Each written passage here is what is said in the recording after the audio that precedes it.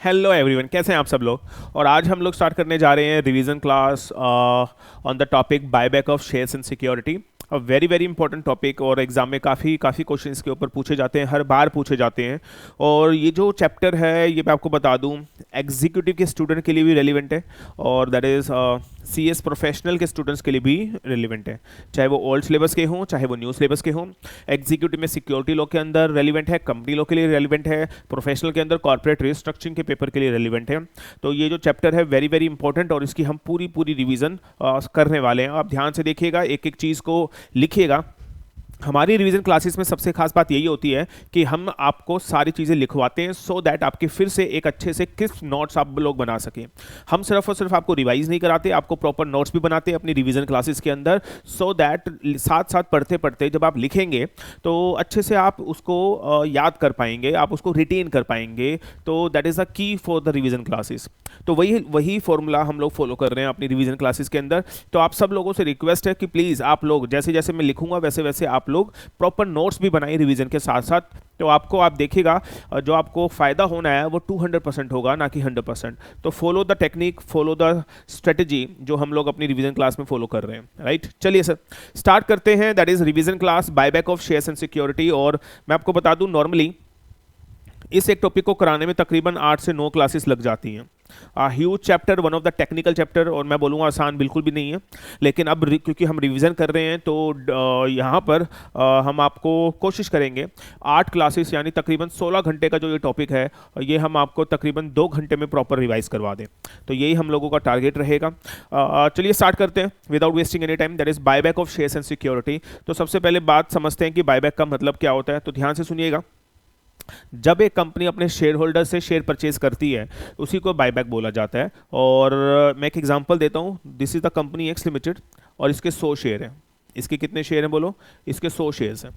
और जो 100 शेयर हैं, और आप सबको पता होना चाहिए कि जो जो भी लिस्टेड कंपनी होती है, हर लिस्टेड कंपनी के शेयर दो लोगों के पास होते हैं, एक प्रमोटर के पास, और प्रमोटर को बिगेस्ट शेयर होल्डर बोला जाता है, और एक पब्लिक के पास। एक प्रमोटर के पास और एक पब्लिक के पास। सपोज प्रमोटर के पास 20 शेयर हैं और पब्लिक के पास 80 शेयर हैं। सपोज प्रमोटर के पास 30 शेयर्स हैं और आई वुड से दैट पब्लिक के पास 70 शेयर हैं। अब कंपनी ने क्या किया, 100 शेयर में से 20 शेयर पब्लिक से बायबैक कर लिए। कितने शेयर? पब्लिक से कितने शेयर बायबैक कर लिए? 20 शेयर बायबैक कर लिए। अब आप मुझे बताओ, अगर कंपनी पब्लिक से, प्रमोटर से एक भी शेयर बायबैक नहीं किया, हो सकता है ऐसा, तो कंपनी ने पब्लिक से 70 में से 20 शेयर बायबैक कर लिए, तो पब्लिक के पास कितने शेयर बचे? That is 50 shares. कितने शेयर बचे? 50 शेयर। क्या प्रमोटर से कोई शेयर बायबैक हुआ है? नहीं हुआ है सर। तो प्रमोटर के पास ऑलरेडी कितने हैं? 30 शेयर। और याद रखिएगा, जो भी शेयर बायबैक होते हैं वो कैंसिल हो जाते हैं, यानी 20 शेयर कंपनी बायबैक करके उनको कैंसिल कर देगी। तो in that very case company की जो कैपिटल है वो 100 से घट के कितनी हो जाएगी? 80। एंड प्रमोटर के पास कितना है? 30। और पब्लिक के पास कितना है? 50। तो 80-80 मैच हो गया। तो this is called what? Buyback of share. जब कंपनी अपने शेयर अपने प्रमोटर से, मेरे एग्जांपल में तो पब्लिक से हमने बायबैक किया, प्रमोटर से भी बायबैक हो सकता है।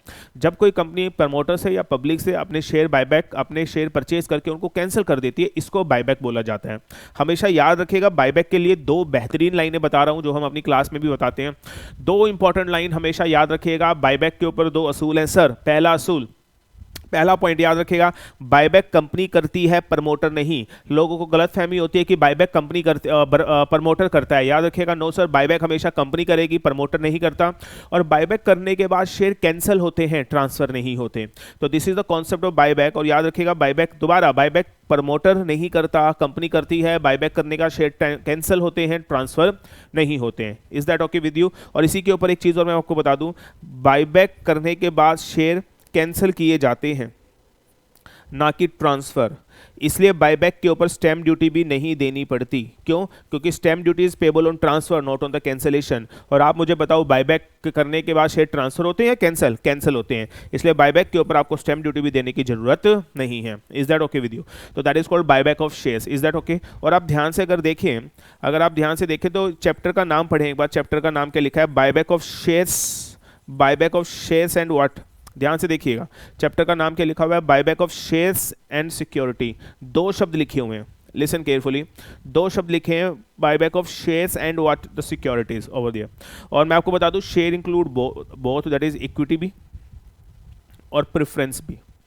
इक्विटी भी, प्रेफरेंस भी। और जो सिक्योरिटीज है, securities is a wider term, it includes number of security like debentures and all. अब एक सवाल उठता है, बायबैक जब कंपनी करेगी, ध्यान से सुनना, क्या बायबैक इक्विटी का हो सकता है? Answer is yes. क्या बायबैक बायबैक क्या बच्चों प्रेफरेंस का हो सकता है? Answer is yes. क्या बायबैक डिबेंचर का हो सकता है? अब ये सवाल आपसे है, कमेंट बॉक्स में लिखिए फटाफट, क्या बायबैक डिबेंचर का हो सकता है या नहीं हो सकता है? चैप्टर का नाम पढ़िए, चैप्टर का नाम है buyback of shares and security. Share include both equity and preference. तो मैंने आपको बता दिया, देखो नाम में बड़ी सारी चीजें छुपी हुई हैं। Buyback of share, share, but share का मतलब क्या? इक्विटी भी और प्रेफरेंस भी। तो क्या बायबैक इक्विटी का हो सकता है? हो सकता है। प्रेफरेंस शेयर का हो सकता है? हो सकता है sir, there is no doubt about that. क्या बायबैक डिबेंचर का हो सकता है?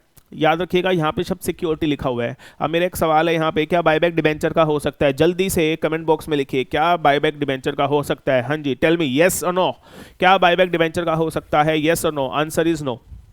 द रीजन बिंग बिकॉज यहाँ पे जो सिक्योरिटीज़ है, ये सारी सिक्योरिटीज़ नहीं है, ये स्पेसिफाइड सिक्योरिटीज़ है। ये स्पेसिफाइड सिक्योरिटीज़ है, और स्पेसिफाइड सिक्योरिटीज़ आर दो security which is specified by the central government. तो इन दैट वेरी केस यहाँ पे सेंट्रल गवर्नमेंट ने section 68 sub section 11 explanation one में स्पेसिफाई किया हुआ है कि वो स्पेसिफाइड सिक्योरिटी ई सोप होगी, एम्प्लॉय स्टॉक ऑप्शन प्लान्स। तो in that very case debenture buyback नहीं हो सकते। Although securities are wider term, but यहाँ पे सिक्योरिटी सारी सिक्योरिटीज नहीं है, सिर्फ वो सिक्योरिटी है as specified by the government. अब आप मुझे बताओ बायबैक किस किस का हो सकता है? इक्विटी का हो सकता है? Yes sir. प्रेफरेंस का हो सकता है? Yes sir. और क्या दैट इज डिबेंचर का हो सकता है? No sir. ई सोप का हो सकता है? Yes sir. तो अगर आप देखें चैप्टर के नाम में बहुत कुछ छुपा हुआ है, buyback of shares and security लिखा हुआ है। यहाँ पे सिक्योरिटी का मतलब क्या? Specified securities. अच्छा एक चीज और बताओ, क्या प्रेफरेंस का बायबैक हो सकता है? यस। कई लोगों में ये भी क्वेश्चन है कि सर प्रेफर, देखो कई लोग क्या सोच लेते हैं, बायबैक रिडीम होता है, sorry equity buyback, equity share को बायबैक किया जाता है और प्रेफरेंस शेयर को रिडीम किया जाता है। लेकिन मैं आपको बता दूं ऐसा नहीं है, इक्विटी शेयर भी बायबैक हो सकता है, प्रेफरेंस शेयर भी बायबैक हो सकता है, प्रेफरेंस शेयर रिडीम भी किया जा सकता है और प्रेफरेंस शेयर को बायबैक भी किया जा सकता है, क्योंकि चैप्टर का नाम ही क्या है? Buyback of shares and securities. Hope you understand. तो that is something simple regarding the introduction of buyback. अब ये जितनी कहानी मैंने आपको अभी अभी बता दी 10 मिनट के अंदर, यूजली इस सारी चीज़ों को समझाने में तकरीबन हमें 2 घंटे लग जाते हैं नॉर्मल क्लास के अंदर। तो स्टेप बाय स्टेप वो डिटेल के अंदर बताते हैं, but again I would say that is our revision class only. तो इस रिवीजन क्लास के अंदर हम आपको चीज़ें रिवाइज करवा रहे हैं, और ये प्रज्यूम किया जा रहा है ऑलरेडी आप चैप्टर पढ़ चुके हो। ऑलरेडी मैं हर रिवीजन क्लास में बोलता हूँ, रिवीजन क्लास का मतलब तभी है, फायदा तभी है जब आप ऑलरेडी चैप्टर कर चुके हो। सर वो स्टूडेंट जिन्होंने कभी बायबैक का चैप्टर पढ़ा ही नहीं और वो सिर्फ और सिर्फ डायरेक्टली रिवीजन क्लास ले रहे हैं, उनको ये चीज़ें समझ में नहीं आएंगी जो मैंने इतनी जल्दी जल्दी आपको बता दी है।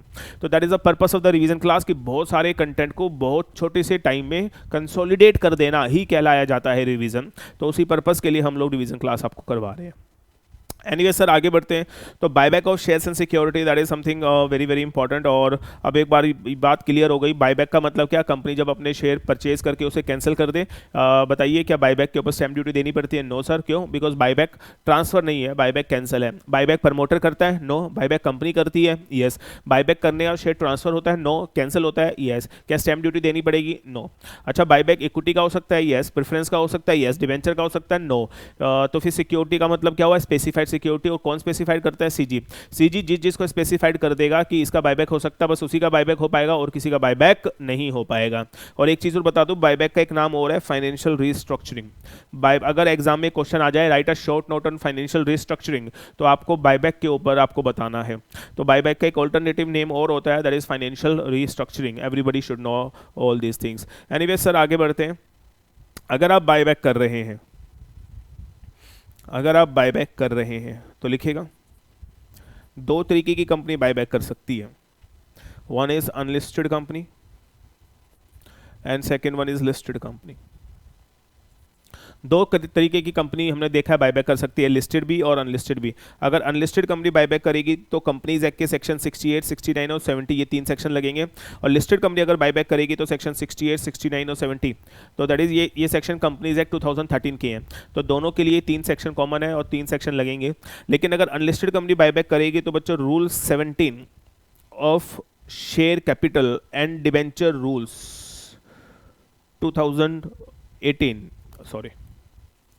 2014 ये रूल्स भी एप्लीकेबल होंगे। लेकिन अगर एक लिस्टेड कंपनी बायबैक करेगी तो सर यहाँ पे SEBI buyback regulations, SEBI buyback regulation 2018 applicable हो जाएंगे। And I am telling you these are very technical. ये चीज़ आसान नहीं है, मज़ेदार चीज़ है, इंटरेस्टिंग है, बट आसान नहीं है। तो सर आप मुझे बताओ, बायबैक के लिए 3 चीज़ें ये कॉमन है। तो सबसे पहले हम अपनी रिवीजन में 3 सेक्शन कवर करेंगे, 68, 69, 70। और उसके बाद हम सेबी की रेगुलेशन करेंगे, दैट इज़ बायबैक की सेबी की रेगुलेशन क्या है, जो मज़ेदार है, इंटरेस्टिंग है, टेक्निकल है, और इसी में सब कुछ मज़ा छुपा हुआ है। तो लेकिन सबसे पहले जो कॉमन है, पहले कॉमन रिवाइज करेंगे, दैट 68, 69, 70, इसमें क्या लिखा हुआ है।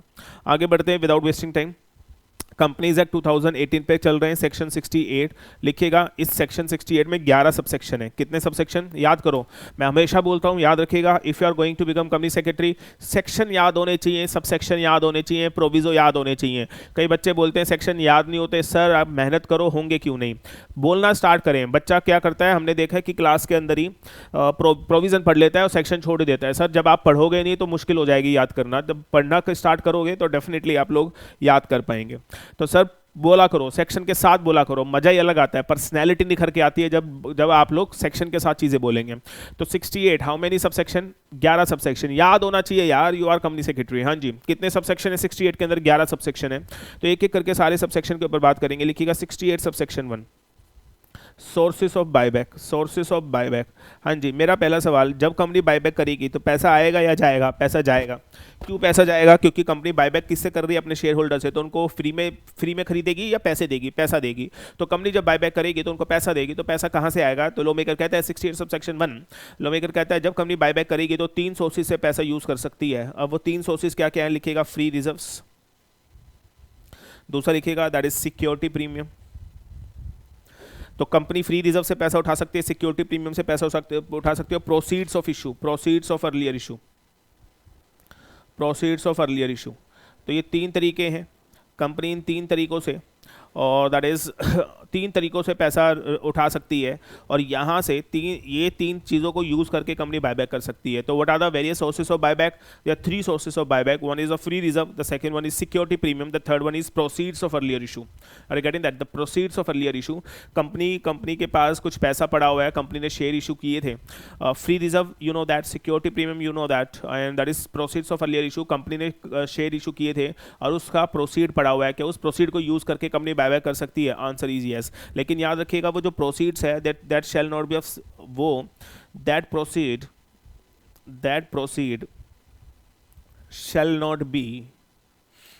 shall not be of same kind, that proceed shall not be of same kind। तो लेकिन जो वो प्रोसीड्स है वो सेम काइंड ऑफ शेयर की या सेम काइंड ऑफ सिक्योरिटी की नहीं होनी चाहिए। तो that is the sources of buyback, that is 68 subsection 1।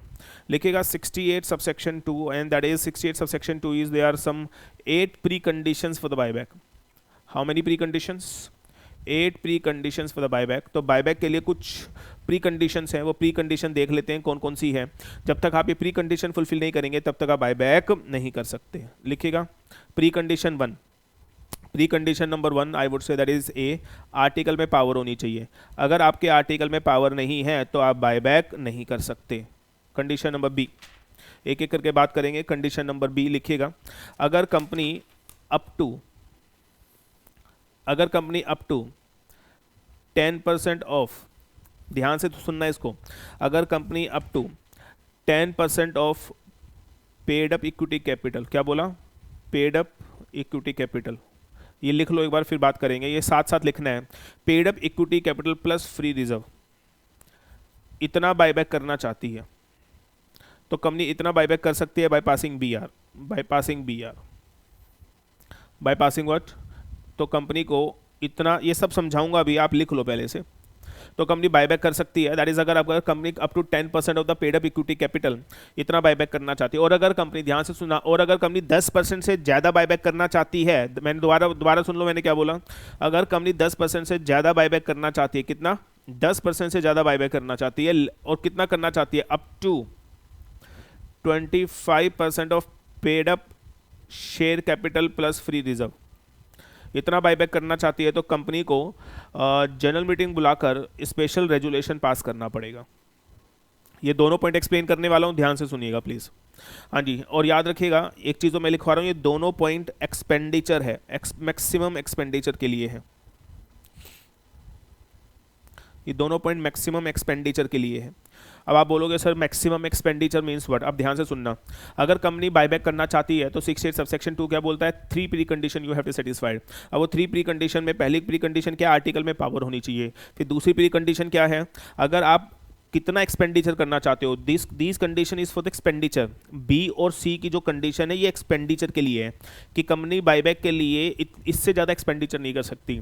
मान लो कंपनी के पास पैसा पड़ा है, क्या कंपनी सारा पैसे को यूज़ करके बायबैक कर सकती है? No sir. और अगर यूज़ कर लिया तो फिर कंपनी बिजनेस कैसे करेगी? तो लॉ मेकर ने इस बात को समझा और बोला कि कंपनी के वो मैक्सिमम एक्सपेंडिचर की लिमिट लगा देंगे। तो लॉ मेकर बोला अगर company 10% of paid up equity capital, paid up equity capital plus free reserve का 10%, अगर इतना बायबैक करना चाहते हो तो आपको सिर्फ और सिर्फ क्या पास करना पड़ेगा? बोर्ड रेजुलेशन पास करना पड़ेगा। और ये बोर्ड रेजुलेशन सिर्फ बोर्ड मीटिंग में पास होगा, इसके लिए आरबीसी अलाउड नहीं है। आरबीसी बोले तो रेजुलेशन बाय सर्कुलेशन के थ्रू रेजुलेशन पास नहीं होगा, सिर्फ बोर्ड मीटिंग में पास करवाना पड़ेगा। क्या आप बता सकते हैं रेजुलेशन बाय सर्कुलेशन का सेक्शन क्या है? कमेंट बॉक्स में लिखे हाँ जी।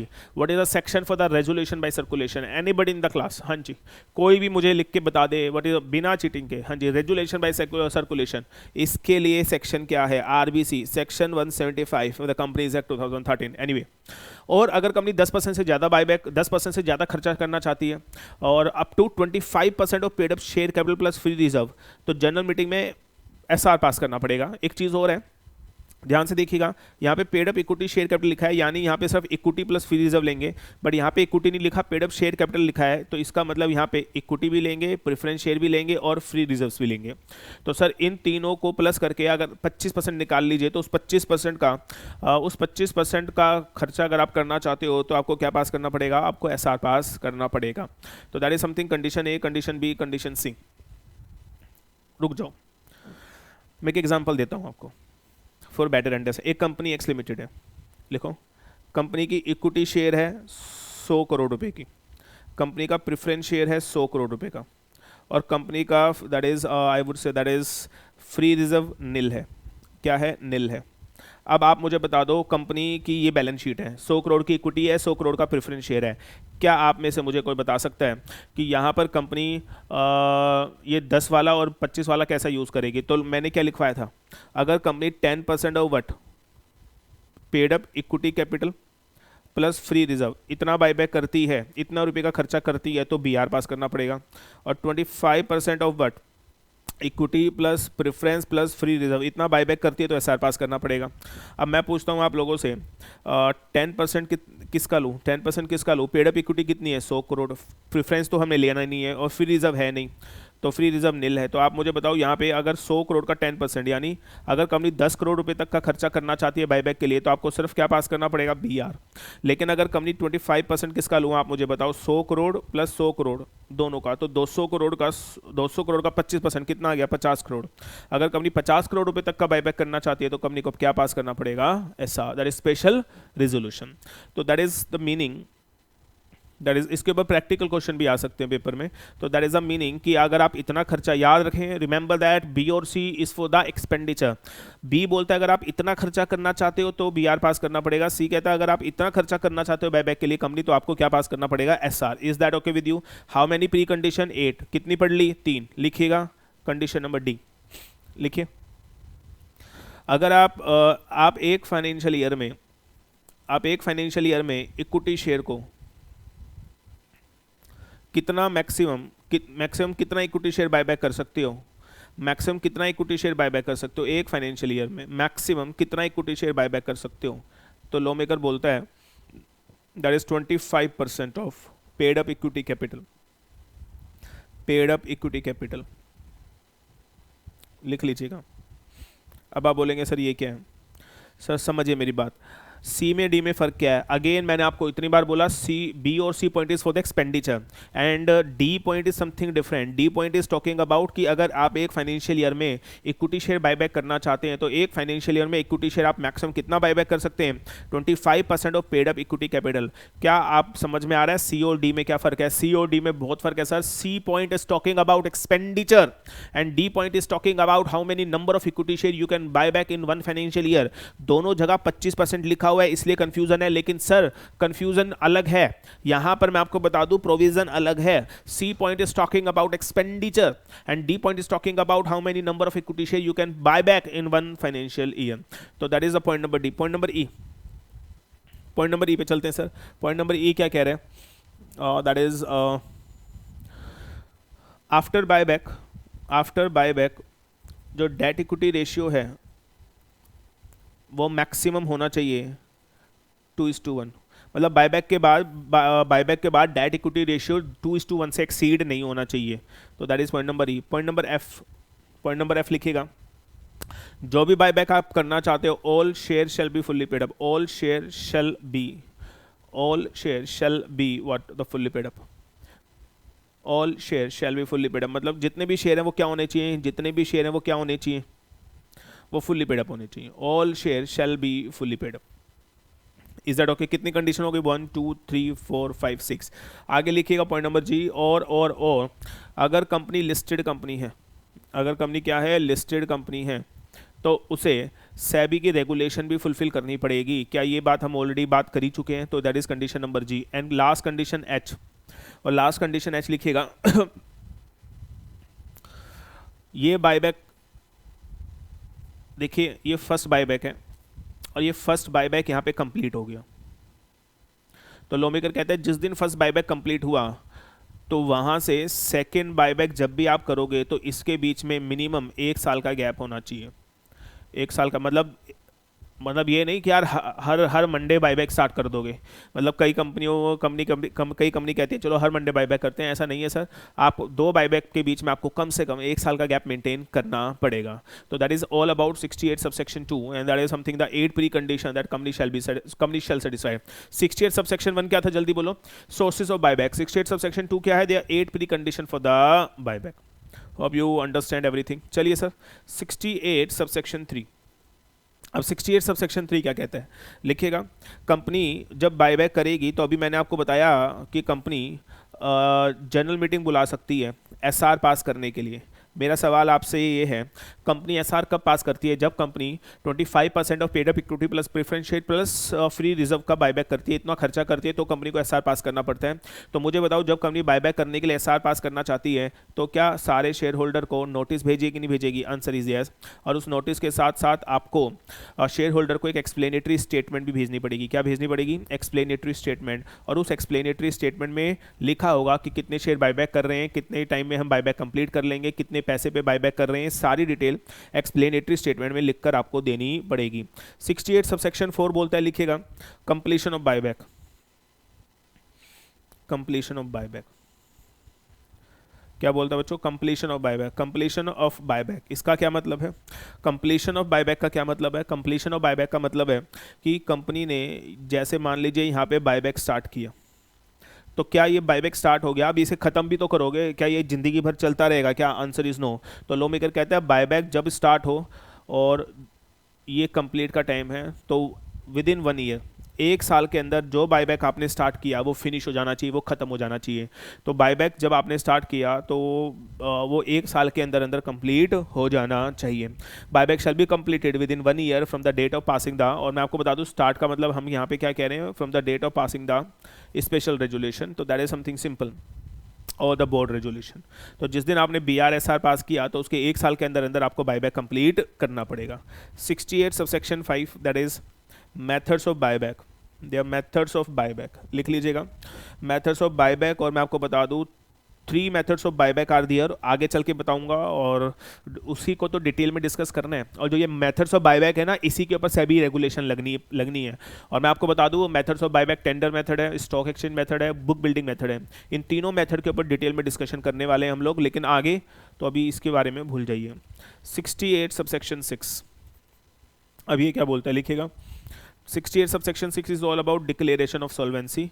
और लॉ मेकर कहता है, ध्यान से सुनिएगा, जब कंपनी बायबैक स्टार्ट करेगी, ध्यान से सुनना, जब कंपनी बायबैक स्टार्ट करेगी, और बायबैक स्टार्ट करने का मतलब मैं बोल रहा हूँ जब कंपनी BR या फिर SR पास करेगी for the purpose of the buyback, तो लॉ मेकर कहता है तो लिखिएगा, आफ्टर पासिंग, ये बच्चों लिखना है, सब कुछ याद रखना, लिखोगे नहीं तो मज़ा नहीं आएगा। आफ्टर पासिंग बी आर और एस आर, क्या बोला मैंने, आफ्टर पासिंग बी आर और what, after passing B R और what S R, but before making buyback. बोलो भाई लाइन का क्या मतलब हुआ।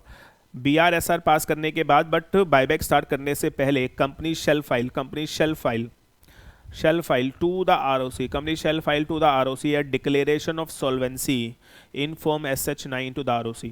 बायबैक BRSR पास करने के बाद but that is buyback start करने से पहले कंपनी एक डिक्लेरेशन ऑफ सॉल्वेंसी SH9 में ROC को फाइल करेगी। और ये जो डिक्लेरेशन ऑफ सॉल्वेंसी है that shall be signed by at least 2 director, by at least 2 director and one shall be MD if any। तो that is all about 68 subsection 6। 68 subsection 7 sir जो भी पढ़ेंगे सेक्शन के साथ करेंगे ताकि आपको पता चल जाए कौन से सेक्शन में क्या बात लिखी हुई है। जो ये मैं आपको बता रहा हूँ ध्यान से सुनना, हमारी रिवीजन क्लास में और इसमें फ़र्क क्या है और क्या क्या डिफरेंस क्या है। रिवीजन क्लास के अंदर तो हम आपको सिर्फ ये बता रहे हैं प्रोविज़न क्या है, बट डिटेल में बता रहे हैं, वट एवर इज रिटन सब बता रहा हूँ। लेकिन हमारी जो नॉर्मल क्लास होती है उसके अंदर हम डिटेल्ड एनालिसिस भी करते हैं हर पॉइंट के ऊपर, ये क्या है, क्यों है, किस लिए है, लॉजिक के ऊपर बात करते हैं, रीजनिंग के ऊपर बात करते हैं और एक एक चीज़ को खोल के रख देते हैं, एक एक पॉइंट को खोल के रख देते हैं। इतना डिटेल्ड एनालिसिस हम लोग करते हैं क्लास के अंदर। लेकिन रिवीजन क्लास के अंदर हम आपको वो लॉजिक, रीजनिंग और एनालिसिस नहीं कर सकते because you can understand that is only a revision class. लेकिन एक चीज़ फॉर श्योर है, जो मैं आपको बता रहा हूँ वो फुल कंटेंट है। ऐसा नहीं है कि तो कुछ बता दिया कुछ नहीं बता दिया, इन चार्ट फॉर्म सब कुछ आपको कंटेंट पूरा बताऊंगा। लेकिन बस वो detailed analysis on the provision, क्यों है, कब है, किस लिए है, लॉजिक क्या है, रीजनिंग क्या है, वो आपको नहीं बता पाऊंगा। 68 सबसेक्शन 7 बोलता है दैट इज जैसे बायबैक कंप्लीट हो जाएगा, जैसे बायबैक कंप्लीट हो जाएगा तो उसके 7 दिन के अंदर अंदर कंपनी लिखेगा, 7 दिन के अंदर अंदर कंपनी जो सिक्योरिटी बायबैक की हैं उनके शेयर सर्टिफिकेट को, उनके सिक्योरिटी सर्टिफिकेट को डिस्ट्रॉय एक्सटिंग्विश कर देगी, डिस्ट्रॉय कर देगी, एक्सटिंग्विश कर देगी। मेरी बात समझ में आ रही है, डिस्ट्रॉय कर देगी, एक्सटिंग्विश कर देगी। 68 सब सेक्शन 7, अगर आप अब 68 सब सेक्शन 7 उठा के देखिए यही लिखा होगा जो मैंने बताया, कुछ है ही नहीं। लेकिन अब देखो समझो मेरी बात को अब समझना मेरी बात, जब आप उठाओगे तो बेयर एक्ट तो उसमें ये लिखा होगा company shall within 7 days from the completion of the buyback shall extinguish and destroy the share certificate buyback, यही लिखा हुआ है लॉ में भी, और मैंने आपको सिंप्लीफाइड लैंग्वेज में भी वही बता दिया। अब अगेन अगर ये नॉर्मल क्लास होती तो उसके अंदर हम क्या बताते हैं आपको, 7 दिन ही क्यों है, डिस्ट्रॉय क्यों करना पड़ रहा है, what is the reason. Company अगर लिस्टेड कंपनी है तो उसके तो शेयर ई फॉर्म में होते हैं, तो वो डिस्ट्रॉय कैसे होंगे सर, वो तो जंबो सर्टिफिकेट होंगे, डिपॉजिटरीज के पास होंगे, तो दुनिया भर की कनेक्टिविटी इसके अंदर कनेक्ट हो जाएगी। Are you getting that. तो बस यही फ़र्क है, यही फ़र्क है रिवीजन के अंदर एंड। लेकिन हाँ अगर आपने क्लासेस ली हुई हैं, पढ़ा हुआ है, तो आई एम टेलिंग यू इस रिवीजन क्लास से बेहतर कुछ भी नहीं है, क्योंकि यहाँ पे हम आपको फटाफट सारी चीज़ें कंसोलिडेट करवा रहे हैं। 68 सबसेक्शन 7 इज ओवर। 68 सबसेक्शन 8 ये बोलता है, ध्यान से सुनिएगा, मान लीजिए आपने यहाँ पे बायबैक कर लिया, तो लॉ मेकर कहता है बायबैक करने के बाद the company shall not after buyback, देखना है after buyback the company shall not लिखिए company shall not issue same kind of shares or securities after buyback। company shall not issue same kind of shares or security for a period of 6 months। आसान है, मतलब क्या हुआ, lawmaker कहता है जिस दिन तुमने बायबैक कंप्लीट कर लिया, यहाँ पे बायबैक कंप्लीट हुआ तो लॉमेकर कह रहा है बायबैक कंप्लीट करने के बाद कंपनी दोबारा से अगले 6 महीने तक same kind of security issue नहीं करेगी। क्यों, मजाक बना रखा है, पहले बायबैक कर रहे हो फिर 2 महीने बाद कह रहे हो या 1 दिन बाद कह रहे हो कि हम दोबारा इशू करेंगे, तो कोई हलवा है, हलवा थोड़ी ना है कि जब चाहे बना लिया जब चाहे खा लिया, ऐसा नहीं होता। तो लॉमेकर कहता है सर आपने बायबैक कर लिया तो अगले 6 महीने तक same kind of security issue नहीं कर सकते, लेकिन इसकी कुछ एक्सेप्शन है। मतलब एक्सेप्शन ये है कि बायबैक के बाद अगले 6 महीने में, ये 6 महीने का टेन्योर है, अगले 6 महीने में आप same kind of security issue नहीं कर सकते, लेकिन इसकी कुछ एक्सेप्शन है, ये वाली सिक्योरिटी इशू कर सकते हो। कौन कौन सी लिखिए, बोनस इशू अलाउड, लिखते रहे, bonus issue allowed, conversion of warrant allowed, conversion of warrant allowed, ठीक है सर लिखिएगा, ईसॉप देना अलाउड, स्वेट इक्विटी शेयर देना allowed, conversion of debenture allowed, conversion of debenture and preference share देना allowed. तो law maker कहते हैं buyback कर लिया तो आप अपनी तरफ से कोई भी शेयर इशू नहीं करेंगे, अगले 6 महीने तक नहीं करेंगे, लेकिन 6 महीने में अगर ये चीज़ फॉल कर रही है तो ये आप इशू कर सकते हो, बिकॉज ये ऑपरेशन ऑफ लॉ के थ्रू हो रहा है। क्योंकि आपको पता ही है कन्वर्जन ऑफ वारंट या conversion of preferential debentures, conversion हो रहा है तो सर वो तो ड्यू होता है, तो वो तो आपको करना ही पड़ेगा, इसलिए लॉ मेकर ने 6 महीने में ये चीज़ अलाउड कर दी, बाकी कोई भी चीज़ अलाउड नहीं की है। 68 सबसेक्शन 9, हर कंपनी को SH10 में बायबैक, एक रजिस्टर ऑफ बायबैक मेंटेन करना पड़ेगा। क्या मेंटेन करना पड़ेगा? एक रजिस्टर ऑफ बायबैक। 68 सबसेक्शन 10, और लॉ मेकर कहता है जैसे बायबैक कंप्लीट हो जाए, मान लीजिए यहाँ पे बायबैक कंप्लीट हो गया, तो लॉ मेकर कहता है उसके 30 दिन के अंदर अंदर कंपनी ROC को रिटर्न ऑफ बायबैक फाइल करेगी। क्या फाइल करेगी? रिटर्न ऑफ बायबैक फाइल करेगी कि हाँ हाँ हाँ कि बायबैक कंप्लीट हो गया है, और ये SH11 के अंदर फाइल करेगी, और SH11 के साथ एक सर्टिफिकेट अटैच होकर जाएगा, दैट इज SH15। तो SH11 is return of buyback, जिसके साथ एक सर्टिफिकेट अटैच होगा, दैट इज SH11 के साथ SH15 अटैच होगा, और ROC को फाइल कर दिया जाएगा, that is return of buyback. 68 subsection 11, that is punishment penalty. तो पनिशमेंट पेनल्टी आप लोग खुद पढ़ेंगे, मैं पनिशमेंट पेनल्टी के बारे में अभी कुछ नहीं बता रहा हूँ। और वैसे तो अमेंडमेंट क्लास कंपनी लॉ की मैंने रिकॉर्ड करके यूट्यूब पे डाली हुई है, वो देखोगे तो वहाँ पे सारी पेनल्टी पनिशमेंट बताई हुई है। तो यहाँ पे अब बायबैक की रिवीजन में पेनल्टी पनिशमेंट के ऊपर कोई टाइम हम नहीं लगाएंगे। तो होपफुली यू हैव अंडरस्टूड, एक एक सबसेक्शन मैंने आपको समझा दिया है बायबैक के रिगार्डिंग, बायबैक क्या है, क्यों है, कैसे है, किस लिए है। हाँ जी, और मुझे बताओ बायबैक के लिए कितने सेक्शन पढ़ने पड़ते हैं? बायबैक के लिए कितने सेक्शन पढ़ने पड़ते हैं? दैट इज बायबैक के लिए 3 सेक्शन पढ़ने पड़ते हैं, 68, 69, 70। 68 करा दिया। सेक्शन 69 कुछ नहीं है इसमें। सेक्शन 69 बोलता है जब कंपनी बायबैक करेगी और जितने भी अमाउंट का बायबैक करेगी, ध्यान से सुन लेना, जब कंपनी बायबैक करेगी और जितने भी अमाउंट का बायबैक करेगी, तो लिखिएगा और अगर कंपनी बायबैक कर रही है तो उतने अमाउंट का, उतने नॉमिनल अमाउंट का, ध्यान से देखना, उतने नॉमिनल वैल्यू का कंपनी को CRR क्रिएट करना पड़ेगा। लिख लीजिए प्लीज। CRR मतलब that is capital redemption reserve. Capital redemption reserve तो लिख लीजिएगा। और कैपिटल रिडेम्पशन रिजर्व का सिर्फ एक ही पर्पस होता है, to issue fully paid up bonus share, to issue. अब इसके पीछे लॉजिक है, बड़ा ज़बरदस्त लॉजिक है कि CRR क्यों क्रिएट करना पड़ता है, और इसका लॉजिक हम अकाउंट से ड्राइव करके यहाँ पे समझाते हैं।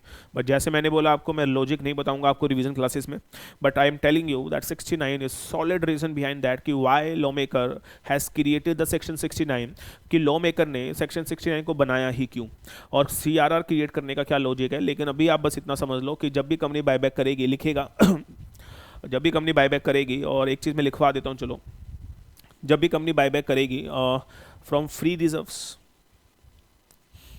or from security premium, from what, the security premium, जब भी कंपनी बायबैक करेगी that is from free reserve और फ्रॉम सिक्योरिटी प्रीमियम, तो company that is I would से, तो फिर क्या होगा, तो in that very situation that company को CRR क्रिएट करना पड़ेगा, और CRR क्रिएट करना पड़ेगा नॉमिनल वैल्यू से। तो that is something the very very interesting and important, but उसका लॉजिक नहीं बताऊंगा अभी। Section 69, the company shall create CRR। Section 70 is all about prohibition for the buyback. Prohibition for the buyback. Buyback किन किन cases में आप buyback नहीं कर सकते, सेक्शन 70 में लिखा हुआ है। कहाँ लिखा हुआ है?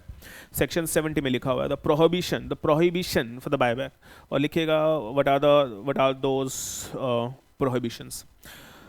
हाँ जी, अब इसमें ना सेक्शन 70 में मैं एक क्वेश्चन पूछूंगा आपसे, एक क्वेश्चन है मेरा छोटा सा, सेक्शन 70 में पूछूंगा, बताऊंगा नहीं, वैसे तो हम क्लास में एक्सप्लेन करते हैं, और बट आपको नहीं बताऊंगा कि, और आपको चैलेंज है, आप लोगों को चैलेंज है, कमेंट बॉक्स में अगर आप मुझे इसका लॉजिक बता दो, इसका रीज़न बता दो कि लॉ मेकर ने क्या लिखा हुआ है, I am betting on that, let's see who will answer me. लिखे provision for the buyback. First point, company buyback कब नहीं कर सकती और कैसे नहीं कर सकती? No company shall buyback through its subsidiary company.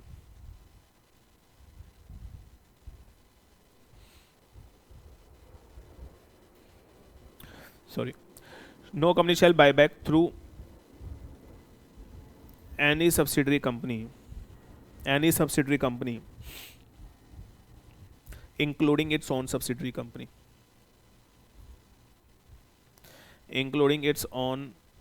subsidiary company, दूसरा, through any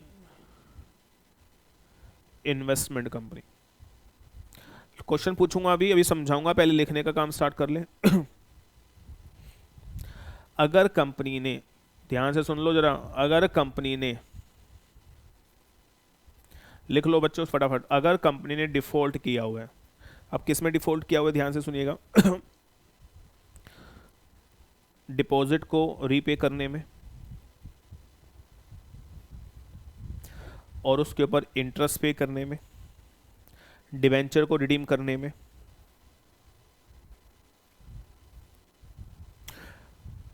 प्रेफरेंस शेयर को रिडीम करने में, डिविडेंड देने में डिफॉल्ट किया हुआ है, लोन को रीपेमेंट करने में और उसके ऊपर इंटरेस्ट पे करने में डिफॉल्ट किया हुआ है।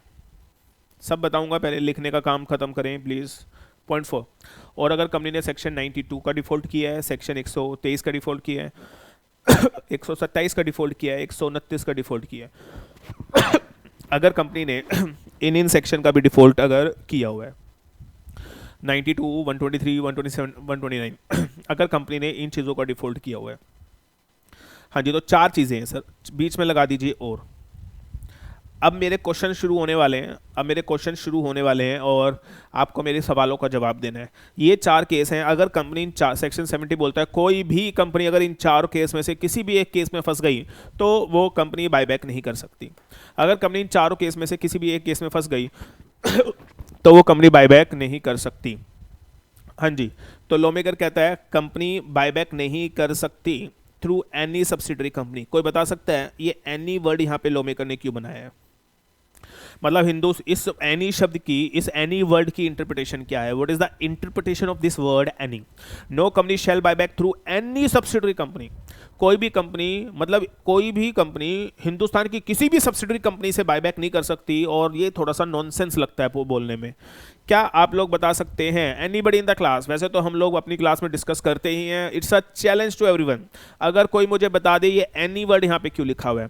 No company shall buy back through any subsidiary company including its own subsidiary company. Sir any मतलब, एनी का मतलब यहाँ पे क्या है? What is the right interpretation of the word any? Any मतलब क्या? Anybody in the class? आप बेरक देखें, बुक देखें, रमैया में सर्च करें। रमैया जो बोला जाता है Gita Quran of companies act, अपने टीचर से पूछें, किसी से भी पूछें। हाँ जी, आप मुझे बता दें एनी वर्ड का मतलब यहाँ पे क्या है। Second, through any investment company. कोई भी कंपनी किसी भी इन्वेस्टमेंट कंपनी के थ्रू भी बायबैक नहीं कर सकती। अब मेरा एक सवाल यहाँ पे और है, हिंदुस्तान में तो मैन्युफैक्चरिंग कंपनी भी है, हिंदुस्तान में तो सर्विस कंपनी भी है, हिंदुस्तान में तो अलग अलग तरह के एनबीएफसी भी है, एनबीएफसी भी हैं, एनबीएनएफसीज भी हैं, बैंकिंग कंपनीज भी हैं, बड़ी इंश्योरेंस कंपनीज भी हैं। सिर्फ इन्वेस्टमेंट कंपनी ही क्यों लिखा हुआ है? हाँ जी, बाकी कंपनी को कवर क्यों नहीं किया लॉमेकर ने? क्या कोई बता सकता है मुझे इस क्लास में? हाँ जी, जो भी मुझे सुन रहा है, जो भी मुझे देख रहा है, हाँ जी, क्या आप मुझे बता सकते हो?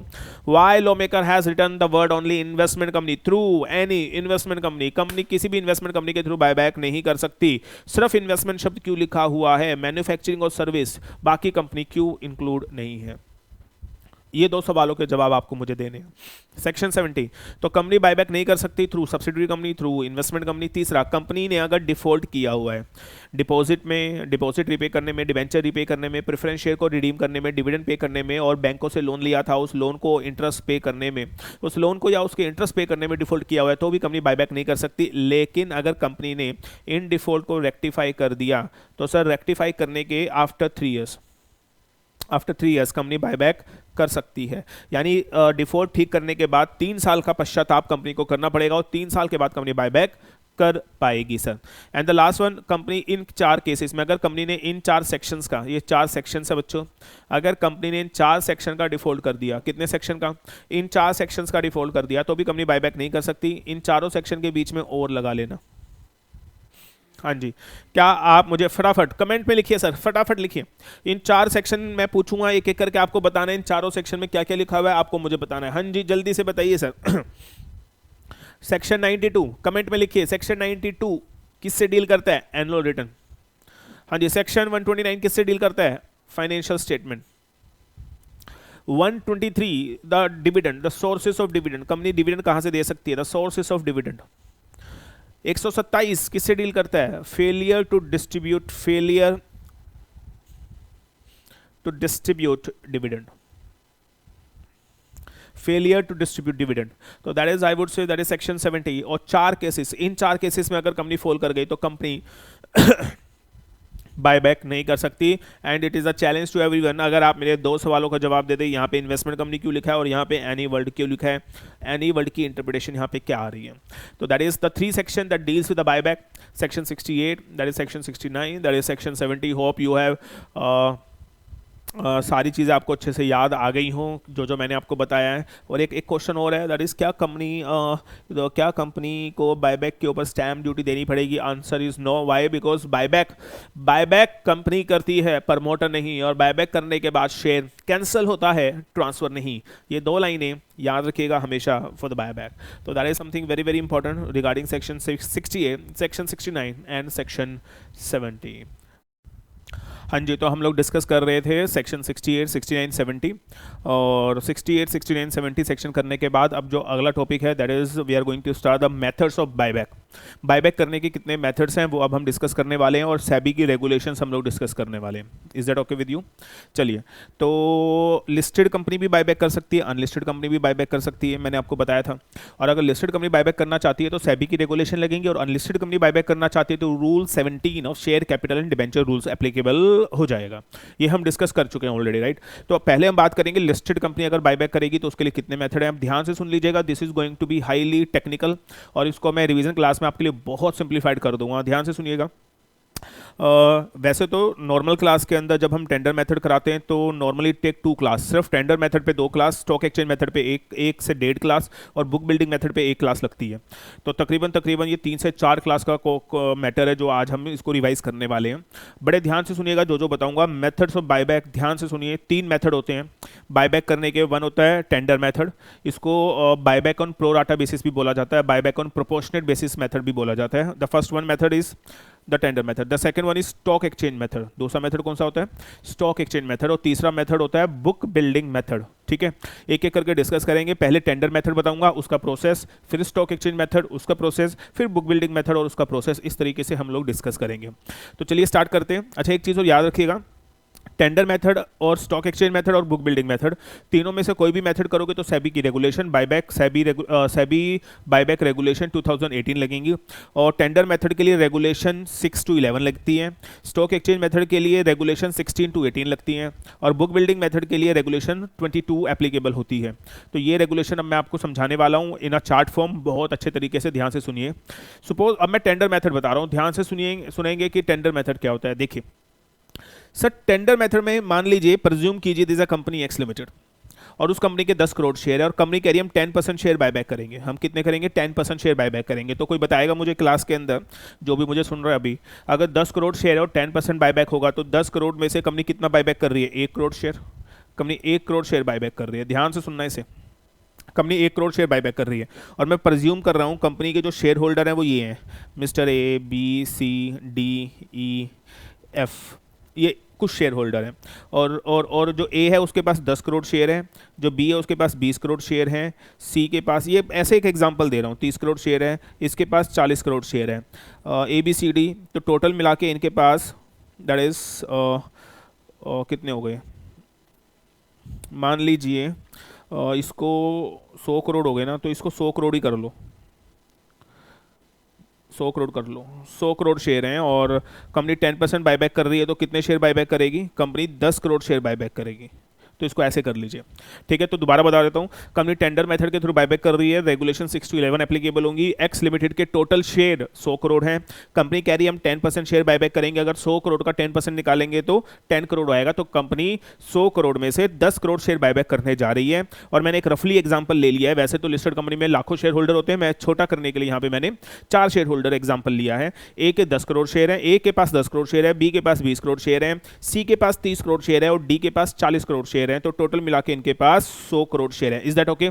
अब आप मुझे बताओ कंपनी 100 करोड़ में से कितने शेयर बायबैक कर रही है? 10 करोड़। मेरा सवाल सिंपल सा छोटा सा, कोई भी बता दो मुझे, अगर कंपनी 100 करोड़ शेयर बायबैक कर रही है, सॉरी, अगर कंपनी बच्चों 10 करोड़ शेयर बायबैक कर रही है, तो ये 10 करोड़ शेयर कंपनी क्या सिर्फ ए से बायबैक कर लेगी या सिर्फ बी से बायबैक करेगी? किससे बायबैक करेगी? तो लॉ मेकर कहता है टेंडर मेथड में कंपनी सारे के सारे शेयर होल्डर को 10% ही ऑफर करेगी। इसी को टेंडर मेथड बोला जाता है, इसी को टेंडर मेथड बोला जाता है। मतलब सारे शेयर होल्डर को क्या बोलेगी कि डियर शेयर होल्डर, हमने डिसाइड किया है कि हम 10% शेयर का बायबैक करेंगे। क्योंकि हमने डिसाइड किया है कि हम 10% शेयर का बायबैक करेंगे, तो हम आपको ऑफर दे रहे हैं कि आपके पास जितने शेयर हैं उसका 10% शेयर हम आपसे बायबैक करने को तैयार हैं। This is called tender method, this is called buyback on pro rata basis. सबको 10% प्रो राटा बेसिस पे सबसे शेयर बायबैक किए जाएंगे। तो मुझे बताओ, ए को कितना ऑफर दे दिया? 10%। बी को कितना ऑफर दे दिया? 10%। सबको कितना कितना ऑफर दिया जा रहा है? 10%। और सबसे क्या बोला जा रहा है? हम आपसे 10% शेयर बायबैक कर लेंगे। अब आप मुझे बताओ, ए के पास कितना शेयर है? 10 करोड़। तो कंपनी ए से कितने शेयर बायबैक करने का ऑफर दे रही है? 1 करोड़।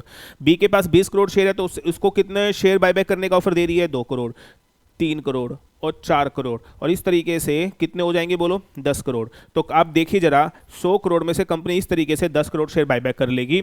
टेंडर मेथड में याद रखिएगा, कंपनी किसी एक सिंगल शेयर होल्डर से बायबैक नहीं करती, सारे शेयर होल्डर को कंपनी एक ऑफर देती है। सारे शेयर होल्डर को कंपनी क्या देती है? एक ऑफर देती है। कितने परसेंट का? 10% का। अच्छा, अगर कंपनी 15% बायबैक कर रही होती यहाँ पे, तो सारे शेयर होल्डर को कितने का ऑफर जाता? 15% का जाता। तो कंपनी सारे शेयर होल्डर को बोलती है कि हम आपसे इतने शेयर बायबैक करने को तैयार है। अच्छा, कंपनी ऑफर दे रही है सारे शेयर होल्डर को, हम आपसे इतने शेयर बायबैक करने को तैयार है। Is it mandatory for the share holder कि वो अपने शेयर बायबैक करवाई ही दे? नो सर, कंपनी को ऑफर देना मैंडेटरी है, लेकिन शेयर होल्डर अपना शेयर बायबैक करवाए ना करवाए ये उसकी मर्जी है। तो that is the tender method. Company सबको प्रो राटा बेसिस पे ऑफर करती है कि हम आपके शेयर आपसे बायबैक करना चाहते हैं। This is called buyback on tender method. Hope you understand what I am saying.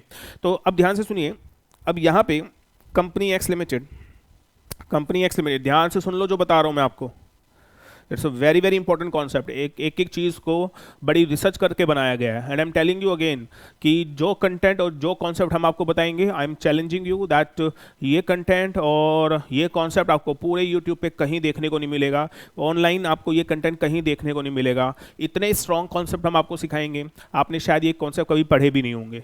और आप कई स्टूडेंट तो बोलेंगे अच्छा ऐसा भी होता है। हाँ जी सर, ऐसा ही होता है। These are the real concepts.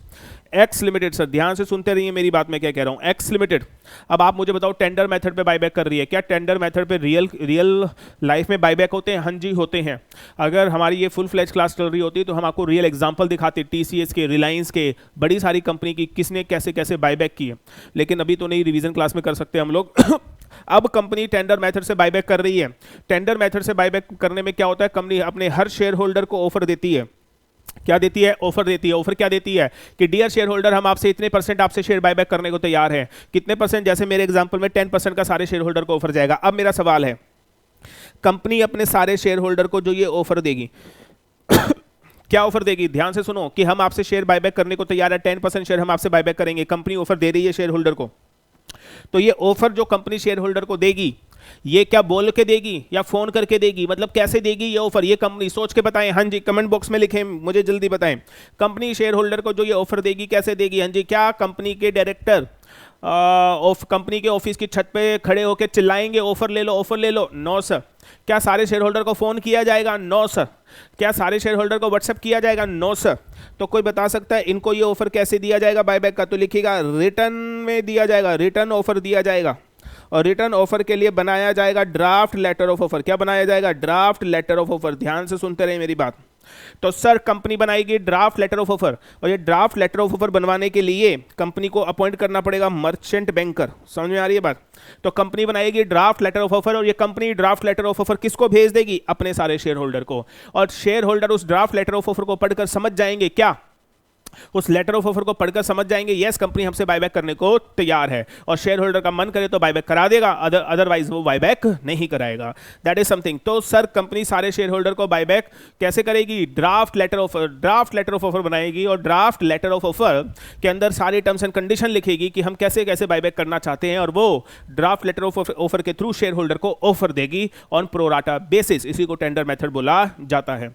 एक चीज और, क्या ये जो draft letter of offer company बनाएगी ये सारे शेयर होल्डर को भेजा जाएगा? Yes sir. लेकिन लॉ मेकर कहता है ड्राफ्ट लेटर ऑफ ऑफर में कुछ मिस स्टेटमेंट ना लिखी हो, इसलिए शेयर होल्डर को भेजने से पहले ये draft letter of offer SEBI से चेक करवा लेना। इसलिए पहला step company letter of offer बनाएगी, फिर सेबी से चेक करवाएगी, फिर शेयर होल्डर को भेजेगी, शेयर होल्डर पढ़ेगा, और फिर टेंडर मेथड के अंदर अगर शेयर होल्डर का मन करा तो अपने शेयर बायबैक करा देगा, अदरवाइज अपने शेयर बायबैक नहीं कराएगा। तो that is called what? Tender method. Concept आ रहा है समझ में? What I am saying, that is a real concept, what is the tender method basically. Is it okay? अब देखो स्टॉक एक्सचेंज मेथड थोड़ी देर में, बुक बिल्डिंग मेथड उसके बाद, अभी हम टेंडर मेथड की बात कर रहे हैं, और मैं टेंडर मेथड के अंदर उसका प्रोसेस क्या होता है, सेबी रेगुलेशंस क्या होती हैं, बहुत डिटेल में है, लेकिन अब टेंडर मेथड को मैं रिवाइज करवा रहा हूँ आपको इन अ चार्ट फॉर्म। देखिए सर, ये है टेंडर मेथड आपके सामने है, ध्यान से देखिए। सर टेंडर मेथड में क्या होगा? सबको पता है जब भी बायबैक होगा तो कंपनी सबसे पहले BRSR पास करेगी। क्या मैंने आपको पहले ही बता दिया था? Section 68 subsection 2 of the companies act 2013, section 68 subsection 2, अगर कंपनी 10% तक बायबैक करना चाहती है तो BR पास होगा, और अप टू 25% तक बायबैक करना चाहती है तो SR पास होगा। क्या मैं बता चुका हूँ? बायबैक किसी भी मेथड के थ्रू करो, पहला स्टेप यही होगा। क्या होगा? पास BR और SR। सर उसके बाद ध्यान से सुनिएगा, उसके बाद जैसे ही आप क्या कर दोगे, BRSR पास करोगे, तो उसके 2 दिन के अंदर अंदर, कितने दिन के अंदर अंदर? 2 दिन के अंदर अंदर कंपनी एक पब्लिक अनाउंसमेंट देगी। हम बोलते हैं पब्लिक अनाउंसमेंट का मतलब क्या होता है? पब्लिक अनाउंसमेंट का मतलब होता है ये खबर छपवा दो अखबार में, याद रहे पोस्टर नहीं लगवाने हैं। क्या खबर अखबार में छपवानी है? ये अखबार में खबर छपवानी है कि डियर शेयर होल्डर कंपनी लेकर आ रही है बायबैक। क्या कंपनी लिस्टेड कंपनी है? क्या कंपनी के share holder all over India spread है? तो क्या सर उन सारे शेयर होल्डर को ये खबर बतानी चाहिए, नहीं बतानी चाहिए कि कंपनी बायबैक कर रही है? तो वो सारी की सारी इंटीमेशन आप मुझे बताओ न्यूज़पेपर एडवर्टाइजमेंट के थ्रू दोगे तो क्या वाइडर स्प्रेड हो जाएगा या नहीं हो जाएगा? इसलिए लॉ मेकर कहता है कितने दिन में? बोलो 2 दिन के अंदर अंदर आपको पब्लिक अनाउंसमेंट देनी पड़ेगी। पब्लिक अनाउंसमेंट का मतलब होता है न्यूज़पेपर एडवर्टाइजमेंट, और जो न्यूज़पेपर एडवर्टाइजमेंट वो 3 न्यूज़पेपर में देनी है, एक इंग्लिश में, एक हिंदी में और एक रीजनल लैंग्वेज में। Hope you understand what I am saying. 3 newspaper में एडवर्टाइजमेंट जाएगी। पहला स्टेप बोलो भाई टेंडर मेथड का, याद करेंगे अभी के अभी। पहला स्टेप बताओ भाई, बायबैक टेंडर मेथड में पहला स्टेप बोलो, आपको क्या पास करना पड़ेगा? BR। उसके बाद BR या SR। दूसरा 2 दिन के अंदर अंदर क्या बनानी पड़ेगी? पब्लिक अनाउंसमेंट देनी पड़ेगी ताकि लोगों को पता चल जाए। फिर लॉ मेकर कहता है उसके 5 दिन के अंदर अंदर, देखो सर सब लिखा हुआ है, file draft letter of offer to the SEBI. क्या मैं ऑलरेडी बता चुका हूं? क्या आपको याद है मैंने सेक्शन 68 में बोला था कि डिक्लेरेशन ऑफ सॉल्वेंसी भी फाइल करनी पड़ती है? Yes sir. तो यहां पे डिक्लेरेशन ऑफ सॉल्वेंसी SH9 भी सेबी को फाइल कर देना ड्राफ्ट लेटर ऑफ ऑफर के साथ। तो सर 2 दिन में PA दो, और 5 दिन में क्या दो? 5 दिन के अंदर सर मुझे बताओ 5 दिन के अंदर क्या करो? बोलो draft letter of offer SEBI को फाइल कर दो, बताया था भी। और सर सेबी 7 दिन में अपने कमेंट्स दे देगा, और ये जितने भी डेज हैं ये वर्किंग डेज है। वर्किंग डेज का मतलब होता है व्हेन सेबी वर्क्स। अब आप मुझे बताओ 7 दिन के अंदर अंदर सेबी अपने कमेंट दे देगा कि आपका लेटर ऑफ ऑफर सही है, खराब है, चेंज करना है या नहीं करना है। उसके 5 दिन के अंदर अंदर जो भी सेबी ने आपको कमेंट्स दिए हैं उसको रेक्टिफाई करके 5 दिन के अंदर अंदर एक फाइनल लेटर ऑफ ऑफर बनाओ, सारे शेयर होल्डर को बता दो, और सारे शेयर होल्डर को डिस्पैच कर दो। और उस फाइनल लेटर ऑफ ऑफर में क्या लिखा होगा मैं पूछना चाहता हूं आपसे। उस फाइनल लेटर ऑफ ऑफर में लिखा होगा डियर शेयर होल्डर हम आपको 10% का ऑफर दे रहे हैं बायबैक करने के लिए, अगर आप बायबैक करवाना चाहते हो तो अपना बायबैक करवा लो। उसके 5 दिन के अंदर अंदर OTP आएगा। OTP मतलब क्या? One time password? No. OTP का मतलब ओपनिंग ऑफ टेंडरिंग पीरियड। मतलब सर जैसे ही लेटर ऑफ शेयर होल्डर को पहुंचेगा उसके 5 दिन के अंदर अंदर टेंडरिंग पीरियड स्टार्ट हो जाएगा। This is called tendering period. तो 5 दिन में OTP आएगा, और उसके 10 दिन तक ये जो टेंडरिंग पीरियड है ये 10 दिन तक खुला रहेगा CTP। तो OTP और CTP के बीच में 10 दिन का टाइम होगा, that is called closing of tendering period. ये टेंडरिंग पीरियड है, लिखेगा इन दिस पीरियड, लिख लो बच्चों, in this period share holder अपने शेयर कंपनी को बायबैक करवाएंगे। अपने शेयर कंपनी को क्या करवाएंगे भाई? बायबैक करवाएंगे सर। तो that is very very interesting, that is very very important. तो 10 दिन के अंदर that is OTP and CTP, और OTP और CTP के बीच में कितने दिन का गैप है? 10 दिन का गैप है। तो sir that is OTP and CTP. उसके बाद सर सीटीपी, अब बताओ सीटीपी मतलब क्या 10 दिन के बाद कोई शेयर होल्डर अपने शेयर बायबैक करवाना चाहे तो कर सकता है? No sir. अब सीटीपी हो गया, जिसने बायबैक करवाना था करवा लिया, तो मुझे बताओ अगले 7 दिन में क्या होना चाहिए? वेरिफिकेशन होगी किस किसने बायबैक करवाया है, और सर पेमेंट कर देगी कंपनी। तो सर 7 दिन में कंपनी पेमेंट कर देगी, और उसके अगले 7 दिन में मैंने आपको बताया था जिस दिन पेमेंट हो जाएगी उस दिन बायबैक कंप्लीट माना जाता है, और उसके 7 दिन के अंदर अंदर डिस्ट्रॉय कर दिया जाएगा फिजिकल शेयर सर्टिफिकेट। क्या ये भी सेक्शन 68 में पढ़ाया था मैंने आपको? Answer is yes. और सर जिस दिन क्लोजिंग ऑफ टेंडरिंग पीरियड होगा, जिस दिन क्या होगा? क्लोजिंग ऑफ टेंडरिंग पीरियड होगा हाँ जी, जिस दिन क्लोजिंग ऑफ टेंडरिंग पीरियड होगा, ध्यान से सुनना, पेमेंट कहां से करनी है? ध्यान से देखिएगा, यहां से पेमेंट करनी है बच्चों, यहां से। जिस दिन क्लोजिंग ऑफ टेंडरिंग पीरियड होगा उसके 7 दिन के अंदर वेरिफिकेशन प्लस पेमेंट कर देनी है विद इन 7 डेज। तो that is something the entire tender method process. SEBI के रेगुलेशन में यही बहुत कुछ डिटेल में दिया हुआ है, मैंने आपको फटाफट रिवाइज करा दिया, याद करते हैं। टेंडर मेथड, पहले बीआर, 2 दिन में पब्लिक अनाउंसमेंट, 5 दिन में draft letter offer to the SEBI, हाँ जी, 7 दिन में सेबी क्या देगा? कमेंट, 5 दिन में final letter offer to the final letter of offer किसको सेंड कर दो? शेयर होल्डर को। अगले 5 दिन में ओटीपी, 10 दिन में सीटीपी, और अगले 7 दिन में पेमेंट, और 7 दिन में फिजिकल शेयर सर्टिफिकेट को क्या कर दिया जाएगा? एक्सटिंग्विश कर दिया जाएगा। तो that is called what? The tender method. It is the entire process of the tender method. Is that okay? अब सुन लो, ये जितना मैंने आपको चार्ट फॉर्म में बताया है, ये अगर समझ में आ गया हो तो कोई भी हिंदुस्तान की बुक, मॉड्यूल, वटेवर, सेबी की रेगुलेशन उठा के देख लो। मैंने जो समझाया है वो एक बारी अच्छे से समझने के बाद बुक पढ़ लो, एक एक शब्द समझ में आ जाएगा सेबी ने क्या लिखा हुआ है। Are you getting that? Sir पहले कॉन्सेप्ट पता होना चाहिए, उसके बाद लैंग्वेज पढ़ी जाती है। लेकिन हमारे देश में उल्टा है, हमारे देश में लोग करते क्या है, पहले लैंग्वेज पढ़ते हैं, कॉन्सेप्ट बाद में समझते हैं। मतलब ये तो कहानी अलग है। मतलब पहले बुक से रीड करेंगे, ये लिखा है, ये लिखा है, ये लिखा है, अच्छा ये, और फिर कॉन्सेप्ट समझने की कोशिश करेंगे।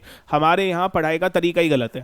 पहले कॉन्सेप्ट समझ में आना चाहिए, उसके बाद किताबें पढ़नी चाहिए। सर हमें और हमारे यहाँ का क्या करते हैं, पहले किताबें पढ़ते हैं, कॉन्सेप्ट आए ना आए, सर वो कॉन्सेप्ट गया तेल लेने। एनीवेज, तो that is called the tender method. क्या आपको अभी खत्म नहीं हुआ टेंडर मेथड? क्या मेरी बात समझ में आ रही है कि मैंने अभी आपको टेंडर मेथड में क्या क्या बता दिया? हाँ जी, टेंडर मेथड होता कैसे ये बता दिया, उसका पूरा प्रोसेस बता दिया। अब टेंडर मेथड में एक चीज़ और नोट कर लो भाई। अच्छा एक बात बताओ, जब कंपनी बायबैक करेगी, मेरा सवाल है, जब बच्चों कंपनी बायबैक करेगी, ध्यान से सुन लो, तो कंपनी को पैसे देने पड़ेंगे या कंपनी के पास पैसा आएगा? बस इसका जवाब दे दो, जल्दी से जवाब दो। कंपनी के पास पैसा आएगा या कंपनी पैसा देगी? सर जब कंपनी बायबैक करेगी तो कंपनी ऑब्वियस है पैसा देगी। किसको पैसा देगी? अपने शेयर होल्डर को पैसा देगी। क्यों? क्योंकि कंपनी उनसे शेयर बायबैक कर रही है ना। अरे शेयर लेकर पैसा दे रही है यार, तो कंपनी पैसा लेगी या पैसा देगी? सर कंपनी को पैसा देना पड़ेगा बायबैक के केस में। इसे लॉ मेकर कहता है जब भी कोई लिस्टेड कंपनी बायबैक करेगी तो उसको बायबैक के दौरान 2 अकाउंट खुलवाने पड़ेंगे। One is escrow account and second one is special bank account. Is that okay? जो एस्क्रो अकाउंट है, एस्क्रो अकाउंट है, सब बताऊंगा, पहले ध्यान से सुन लो। एस्क्रो अकाउंट खुलवाना पड़ेगा, और एस्क्रो अकाउंट का पर्पस होता है सिक्योरिटी क्रिएट करना, और स्पेशल बैंक अकाउंट का पर्पस होता है, सर लिखिएगा, पेमेंट करना। एस्क्रो अकाउंट का पर्पस क्या होता है? सिक्योरिटी क्रिएट करना। तो her that is tender method में आपको 2 अकाउंट खुलवाने पड़ेंगे, एक एस्क्रो अकाउंट और स्पेशल बैंक अकाउंट। मेरी बात समझ में आई? अब ध्यान से सुनिए मेरी बात। अब एस्क्रो अकाउंट, और अब एक एग्जांपल ले लेते हैं और सारी बात छोड़ते हैं, अब एक एग्जांपल लेते हैं। देखिए मान लीजिए कंपनी एक्स लिमिटेड है और कंपनी 200 करोड़ रुपए का बायबैक कर रही है। कितने रुपए का? 200 करोड़ रुपए का बायबैक कर रही है। ध्यान से सुन लो जरा, 200 करोड़ का बायबैक कर रही है।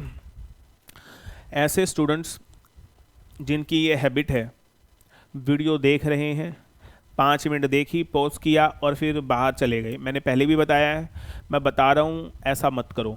ज़्यादा हीरो बनने की ज़रूरत नहीं है। एक वीडियो देखो, कंप्लीट देखो, उसके बाद कुछ भी करो। समझ में आई बात? That is very very crucial. Actually problem क्या है, the problem is face to face में और ऑनलाइन में प्रॉब्लम यही है। फेस टू फेस में बच्चा हमारे पास बैठा होता है, हम 3 घंटे की क्लास भी लें तो मजाल है बच्चा हिल जाए क्लास में से, लेकिन ऑनलाइन हम बच्चे को देख नहीं पाते। अब ऑनलाइन अच्छा, बच्चे को ये भी पता है क्लास फ्री है, सब कुछ फ्री चल रहा है, तो जब मर्जी पॉज करो, जब मर्जी देखो। लेकिन सर आप इस बात को समझो, कंसंट्रेशन नहीं बनता। It is a scientifically proof fact, आप उस चीज़ को अच्छे से ग्रैब नहीं कर पाएंगे। तो अगर आप ये चाहते हैं कि आप अच्छे से पढ़ पाएं, अच्छे से समझ पाएं, हमारी कॉन्सेप्ट को समझ पाएं, इन डेप्थ स्टडी कर पाएं, तो जो मैं आपको बता रहा हूं, इन फर्स्ट गो आपको सारी वीडियो देखनी है। मेरी बात समझ में आ रही है? इन फर्स्ट को मतलब आप 1 घंटे बाद देख लें, पूरा प्रिपेयर होके टॉयलेट जाकर पानी पी के सब कुछ करने के बाद उसके बाद आप बैठें और उसके बाद वीडियो को देखें, लेकिन बीच में से हिले मत, कंसंट्रेशन खराब हो जाता है सर। कोई बुलाए अपने घर वालों को बोल दो अभी मैं पढ़ रहा हूँ, सुन लो, अभी मैं पढ़ रहा हूँ, मेरे को डिस्टर्ब मत करना, बड़ी सीधी सी बात है। Are you getting? अगर आप ऐसे फोकस करोगे तो I am telling you sir, level of understanding दूसरे लेवल पे चला जाएगा। समझ में आ रही है मेरी बात? तो प्लीज़ फॉलो द इंस्ट्रक्शन जो मैं आपको दे रहा हूँ सर, बहुत फ़ायदा मिलेगा। और जो ये सिर्फ और सिर्फ 1 मिनट के लिए जो देखने आते हैं video, I am telling you उसका कोई फ़ायदा नहीं है सर, बीच बीच में रुक रुक के वीडियो देखने का कोई फ़ायदा नहीं है। Is that okay? चलिए आगे बढ़ते हैं। तो मैंने बोला एक एग्जांपल हम ले रहे थे कि कंपनी बच्चों मान लो 200 करोड़ का बायबैक कर रही है। अब बताओ, मैंने बोला जब कंपनी बायबैक कर रही है तो अब कंपनी को कितना पैसा देना पड़ेगा शेयर होल्डर को? 200 करोड़। तो लॉ मेकर कहता है अब कंपनी 200 करोड़ का बायबैक कर रही है तो कंपनी को 2 अकाउंट खुलवाने पड़ेंगे। The first one is escrow account, दूसरा स्पेशल बैंक अकाउंट। तो लॉ मेकर कहता है एस्क्रो अकाउंट में आपको इतना पैसा डालना पड़ेगा और स्पेशल बैंक अकाउंट में आपको इतना पैसा डालना पड़ेगा। ये सब बताऊंगा, पहले समझ लो। अब स्पेशल बैंक अकाउंट में तो लॉ मेकर कहता है 100% ऑफ कंसिडरेशन ऑफ कैश, जितना बायबैक आप कर रहे हो उतना पैसा आपको डालना पड़ेगा। यानी स्पेशल बैंक अकाउंट में तो आपको पूरे 200 करोड़ रुपए डालने पड़ेंगे। क्यों 200 करोड़ रुपए डालने पड़ेंगे मुझे बताओ? बिकॉज यहाँ पे आपको स्पेशल बैंक अकाउंट से तो पेमेंट करनी है शेयर होल्डर को, तो आपको पूरे यहाँ पे 200 करोड़ रुपए डालने हैं, क्योंकि स्पेशल बैंक अकाउंट का पर्पस क्या था? पेमेंट करना। लेकिन एस्क्रो अकाउंट में पूरे पैसे डालने की जरूरत नहीं है, क्योंकि एस्क्रो अकाउंट का पर्पस क्या था? अभी मैं चार्ट के अंदर कनेक्ट करूंगा, ज्यादा अंडरस्टैंडिंग आएगी, लेकिन अभी जो बोल रहा हूं उसको बड़े ध्यान से सुनिए, तभी ऊपर चार्ट में कनेक्ट कर पाएंगे। और एस्क्रो अकाउंट का पर्पस सिक्योरिटी था। सर शेयर होल्डर को पेमेंट स्पेशल बैंक अकाउंट से होती है या एस्क्रो से होती है? स्पेशल से होती है। तो पेमेंट जहां से हो रही है वहां पे तो पूरा पैसे डालोगे ना यार, 200 करोड़। और एस्क्रो का पर्पस क्या होता है? सिक्योरिटी क्रिएट करना, कि कोई गड़बड़ ना कर दो आप, इसलिए कुछ सिक्योरिटी रखवा लेते हैं कंपनी से। तो वहां पे पूरा पैसा नहीं रखवाते, वहां पे लॉ मेकर कह रहा है देखो कितने पैसे रखवाने हैं। लॉ मेकर सेज मान लो आप बायबैक 200 करोड़ रुपए का कर रहे हो, तो एस्क्रो अकाउंट में कितना पैसा डलवाओगे? तो लॉ मेकर कहता है 25% ऑफ द फर्स्ट 100 करोड़। तो 200 करोड़ में से जो पहला 100 करोड़ है उसका 25% ले लो, तो कितना आ रहा है 25%? That is 25 crore. एंड लिखा है बीच में, and 10% of the above 100 crore, और 100 करोड़ के ऊपर जो 100 करोड़ है उसका 10% ले लो। अब टोटल कितना है? 200 करोड़। पहले 100 करोड़ का कितना ले लिया? 25%, दैट इज 25 करोड़। तो कोई बता सकता है मुझे दैट इज 100 करोड़ एक्सेस में है, तो 100 करोड़ का कितना लोगे? 10%, तो कितना आ गया? 10 करोड़। तो सर टोटल कोई बता सकता है एस्क्रो अकाउंट में कितना पैसा जमा कराना पड़ेगा? 35 करोड़ रुपए। तो सर एस्क्रो अकाउंट में 35 करोड़ रुपए जमा करा दो और स्पेशल बैंक अकाउंट में 200 करोड़ रुपए जमा करा दो। That is the purpose of the escrow account और स्पेशल बैंक अकाउंट। अब इसको ये मैंने बता दिया, अब इसको बेटर अंडरस्टैंडिंग के लिए चार्ट में आ जाओ जरा। देखो मैं समझाता हूं आपको। एक कंपनी एक्स लिमिटेड मेरी बात और सुनो, जो बच्चे पहली बार मेरे से पढ़ रहे हैं, रिवीजन क्लास में से पहली बार ले रहे हैं, उनको मैं समझा दूं, जब मैं कोई भी कॉन्सेप्ट बताऊं, ऐसा हो सकता है आपके दिमाग में बड़े सारे क्वेश्चन आ रहे हो, अच्छा ऐसा कब होगा, वैसा कैसे होगा। जो मेरे से पढ़ चुके हैं दे नो वेरी वेल कि हम लोग कैसे चीज़ें कनेक्ट करवाते हैं। लेकिन जो बच्चे पहली बार पढ़ रहे हैं वो ध्यान से इस बात को समझो, मैं जो बता रहा हूँ पहले बस उस पर फोकस करो, ज़्यादा दिमाग उधर उधर ले जाने की जरूरत नहीं है। जो भी आपके दिमाग के अंदर क्वेश्चन है वो सब अपने आप खत्म हो जाएगा आने वाले 5 मिनट के अंदर। मेरी बात समझ में आ रही है? आप पहली बार पढ़ रहे हो, मैं 15 साल से पढ़ा रहा हूं, तो मुझे पता है आपके दिमाग में मैक्सिमम पॉसिबल क्वेश्चन क्या आ सकते हैं, वो सब बता दूंगा। लेकिन सर जब मैं आपको कुछ कॉन्सेप्ट बता रहा हूं तो बस उसी पे फोकस करो, ये मत सोचो ये क्या हो रहा है, कैसे हो रहा है। जो मैं बता रहा हूं सिर्फ उस पर फोकस करना है। जैसे अभी ये बताया, अभी हो सकता है कि आपके दिमाग में इसमें क्वेश्चन आ रहे हो, सर ये कैसे वो कैसे, लेकिन अभी आपका काम ये था, जो मैंने ये बताया बस ये समझना था। मैंने सिर्फ क्या चीज़ बताई? स्पेशल बैंक अकाउंट में पूरा पैसा जाएगा और एस्क्रो अकाउंट में इतना पैसा जाएगा, और 35 करोड़ की कैलकुलेशन भी करके दिखाई कैसे, बस इतना समझना यहाँ पे जरूरी था।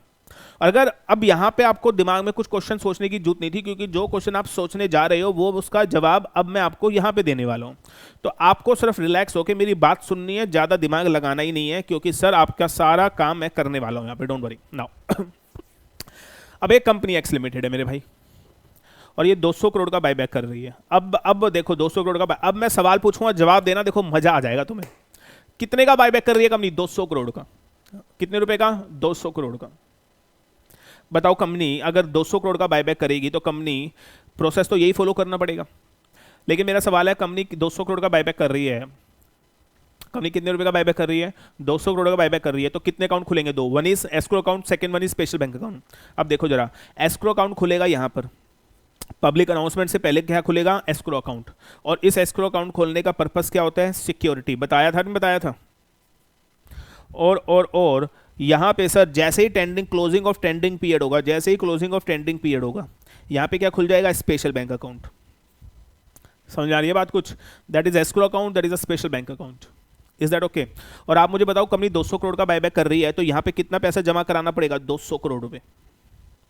कोई बताएगा यहाँ पे 200? क्योंकि क्लोजिंग ऑफ टेंडिंग पीरियड के 7 दिन में आपको सारी पेमेंट करनी है। तो मैं पूछता हूँ, अगर सारी पेमेंट करनी है और कितने करोड़ की पेमेंट करनी है? 200 करोड़ की। तो यहाँ पे पूरे 200 करोड़ आपको जमा कराना पड़ेगा। पेमेंट स्पेशल से होनी है, ना कि एस्क्रो से। समझ आया? अब देखो जरा, अब आप कोई बता सकता है मुझे सोचकर, एस्क्रो अकाउंट यहाँ पे पब्लिक अनाउंसमेंट के टाइम पर यहाँ पर क्यों क्रिएट किया गया? यहाँ पे आपको एस्क्रो अकाउंट इसलिए क्रिएट करवा रहे हैं ताकि नीचे वाले लिखे हुए स्टेप्स के अंदर अगर आपने कोई गड़बड़ करी, कोई डिफॉल्ट किया, तो सेबी आपके इस एस्क्रो अकाउंट के पैसे को फोरफिट कर लेगा। That is a purpose of security. अब आप मुझे बताओ, कंपनी 200 करोड़ का बायबैक कर रही है, कंपनी 200 करोड़ का बायबैक कर रही है, तो कंपनी 200 करोड़ का बायबैक यहाँ पे कर रही है, तो यहाँ पे कितना पैसा जमा कराएगी? 35 करोड़। क्या कोई बता सकता है मुझे यहाँ पे 35 करोड़ रुपए क्यों जमा करवाए हैं? For the purpose of security. बात समझ में आ गई आपको? That is the purpose of the security. तो that is how lawmaker is creating escrow account and how अच्छा, यहाँ पे पर्पस क्या है? सिक्योरिटी। और यहाँ पे पर्पस क्या है? पेमेंट। इसलिए देखो 200 करोड़ में से यहाँ पे 35 करोड़ रुपए आपने ऐसा सिक्योरिटी क्रिएट किया। अच्छा, एक चीज और है एक चीज और बताओ मुझे, इस 35 करोड़ का क्या होगा? ध्यान से सुनना, इस 35 करोड़ में से लॉ मेकर बोलता है जब स्पेशल बैंक अकाउंट क्रिएट करोगे तो 90% ट्रांसफरेबल है, आप यहाँ पे ट्रांसफर कर सकते हो। मतलब 35 करोड़ में से 90% आप यहाँ ट्रांसफर कर सकते हो। तो यहाँ पे कितना बच जाएगा? 10%। और 10% का क्या होगा? जो 3.5 करोड़ रुपए बच जाएगा। लॉ मेकर कहता है ये पूरा प्रोसेस जब तुम टेंडर मेथड का कंप्लीट कर लोगे तो हम 3.5 करोड़ कंपनी को रिफंड कर देंगे वापस। तो that is a entire method of tender method की किस तरीके से टेंडर मेथड काम करता है। That is the entire process. बात तो ये तो अभी इसमें और भी बहुत है, एस्क्रो अकाउंट कितने तरीके से बनता है, एंड यू नो दैट 4 तरीके हैं एस्क्रो अकाउंट यहाँ पे क्रिएट करने के, बैंक गारंटी, मार्जिन मनी, बड़ी सारी बातें हैं। बट अगेन आई वुड से रिवीजन क्लास में सारी चीज़ें कवर करना पॉसिबल नहीं है। लेकिन मोटा मोटा मान लीजिए 90% पूरा टेंडर मेथड में जो हुआ मैंने आपको समझा दिया है। तो that is all about the tender method. और कंपनी सबको प्रोराटा बेसिस पे ऑफर करती है, शेयर परचेज करती है। That is called tender method. Is that okay with you? समझ में आ रहा है आपको टेंडर मेथड क्या होता है? ये एस्क्रो अकाउंट, स्पेशल। अच्छा, एस्क्रो अकाउंट और स्पेशल बैंक अकाउंट में भी डिफरेंस पूछा जा सकता है, एस्क्रो में और स्पेशल में क्या फर्क है? ठीक है सर, चलो सर आगे बढ़ते हैं। तो ये हमारा क्या हो गया था?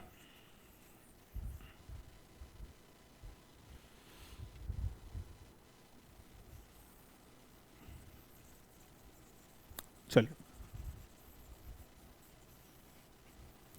इसको रब कर लूँ, मुझे थोड़ी सी मोहलत दीजिए इसको रब करने के लिए। चलिए अब मुझे बताओ, टेंडर मेथड के बाद अब कौन सा मेथड है बायबैक का? मुझे बस ये बता दीजिए, अब कौन सा मेथड बायबैक का आ गया? Just tell me. अब दूसरा मेथड आ गया बायबैक का, that is stock exchange method. चलिए सर, अब स्टॉक एक्सचेंज मेथड के बारे में बात करते हैं। ये स्टॉक एक्सचेंज मेथड आ गया, लिखिएगा। स्टॉक एक्सचेंज मेथड में क्या होता है अब जरा समझ लेते हैं। स्टॉक एक्सचेंज मेथड क्या होता है? देखिए, स्टॉक एक्सचेंज मेथड,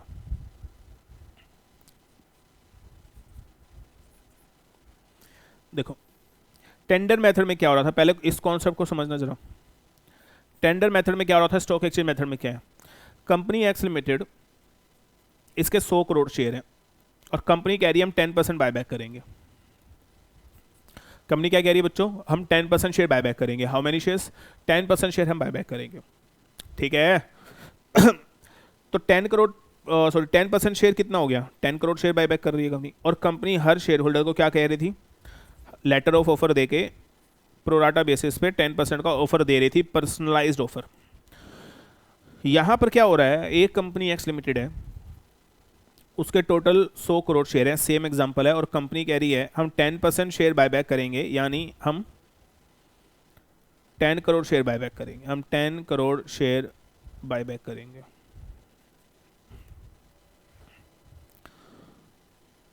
हम 10 करोड़ शेयर बायबैक करेंगे, तो दैट इज ओके। अब यहां पे लिखिएगा ये कंपनी के शेयर होल्डर है, यहाँ पे कंपनी शेयर होल्डर को कोई लेटर ऑफ ऑफर नहीं देती। अलग अलग मेथड है ना, कोई लेटर ऑफ ऑफर का कोई कॉन्सेप्ट नहीं है, किसी को इंटीमेट नहीं करती, किसी को 10% का ऑफर नहीं आता, किसी को 10% का ऑफर नहीं आता। यहाँ पे कंपनी शेयर होल्डर को एक डेट बता देती है और बोल देती है स्टॉक एक्सचेंज पे आ जाना, एनएससी बीएससी। आपको पता है ना एनएससी बीएससी के ऊपर ट्रेडिंग होती है। अरे एनएससी बीएससी के ऊपर शेयर कैसे सेल परचेज करते हैं मुझे बताओ। एनएससी बीएससी के ऊपर शेयर कैसे सेल बिड होती है, बाय बिड होती है और ऑर्डर मैचिंग हो जाता है, यू नो दैट। तो इन दैट वेरी केस यहाँ पर कंपनी बोलती है, एक डेट दे देती है, मान लीजिए ये डेट है, और बोलती है कि यहाँ से लेकर यहाँ तक, यहाँ से लेकर यहाँ तक आप हमारे, सब बताऊंगा जब भी मैं जो बोल रहा हूँ उस पर फोकस करें। कंपनी बोलती है डियर शेयर होल्डर, हमने मान लो 1 से लेकर मान लो 1 जनवरी से मान लो 30 जनवरी, ये मैं एक रफली एग्जांपल दे रहा हूँ, वैसे यहाँ पे 6 महीने का टाइम होता है, अभी बताऊंगा सब, लेकिन अभी वैसे एक एग्जांपल के तौर पे सुन लीजिए। कंपनी कह रही है डियर शेयर होल्डर, हम बायबैक कर रहे हैं, हम आपको कोई लेटर ऑफ ऑफर नहीं दे रहे हैं, अगर जिसको अपना शेयर हमें बायबैक करवाना हो तो स्टॉक एक्सचेंज पे आ जाना, और इस तारीख से लेकर इस तारीख के बीच में स्टॉक एक्सचेंज पे जैसे शेयर बेचे जाते हैं वैसे अपने शेयर बेच देना। इसको बोला जाता है buyback through stock exchange method. मतलब कंपनी किसी को लेटर ऑफ ऑफर नहीं देगी, कंपनी किसी को पर्सनलाइज 10% का ऑफर नहीं दे रही है, कंपनी सारे शेयर होल्डर को न्यूज़पेपर एडवर्टीजमेंट के थ्रू बता रही है इस डेट से लेकर इस डेट तक हमारे पास मत आना, स्टॉक एक्सचेंज में आ जाना। स्टॉक एक्सचेंज को हमने ऑलरेडी बता रखा है कि हम 10 करोड़ शेयर बायबैक करने वाले हैं, तो जो शेयर होल्डर के पास हमारे शेयर हैं वो स्टॉक एक्सचेंज पे जाके ब्रोकर के थ्रू स्टॉक एक्सचेंज पे जाकर अपना शेयर बेच देना, तो आपके शेयर बायबैक कर लिए जाएंगे। आपके शेयर हम बायबैक नहीं करेंगे, आपके शेयर स्टॉक एक्सचेंज के थ्रू बायबैक होंगे। मेरा एक छोटा सा सवाल है, कोई बता सकता है इन दोनों में डिफरेंस क्या नज़र आ रहा है? कोई बता सकता है मुझे इन दोनों में, टेंडर मेथड में और स्टॉक एक्सचेंज मेथड में सबसे बड़ा फ़र्क क्या नज़र आ रहा है? पहला फ़र्क तो ये है, यहाँ पे लेटर ऑफ ऑफर जाता है, यहाँ पे लेटर ऑफ ऑफर नहीं जाता। ध्यान से सुनते रहना, यहाँ पे शेयर होल्डर डायरेक्टली कंपनी को बायबैक करवाता है, कंपनी को बायबैक करवाता है, ध्यान से सुन लेना, कंपनी को बायबैक।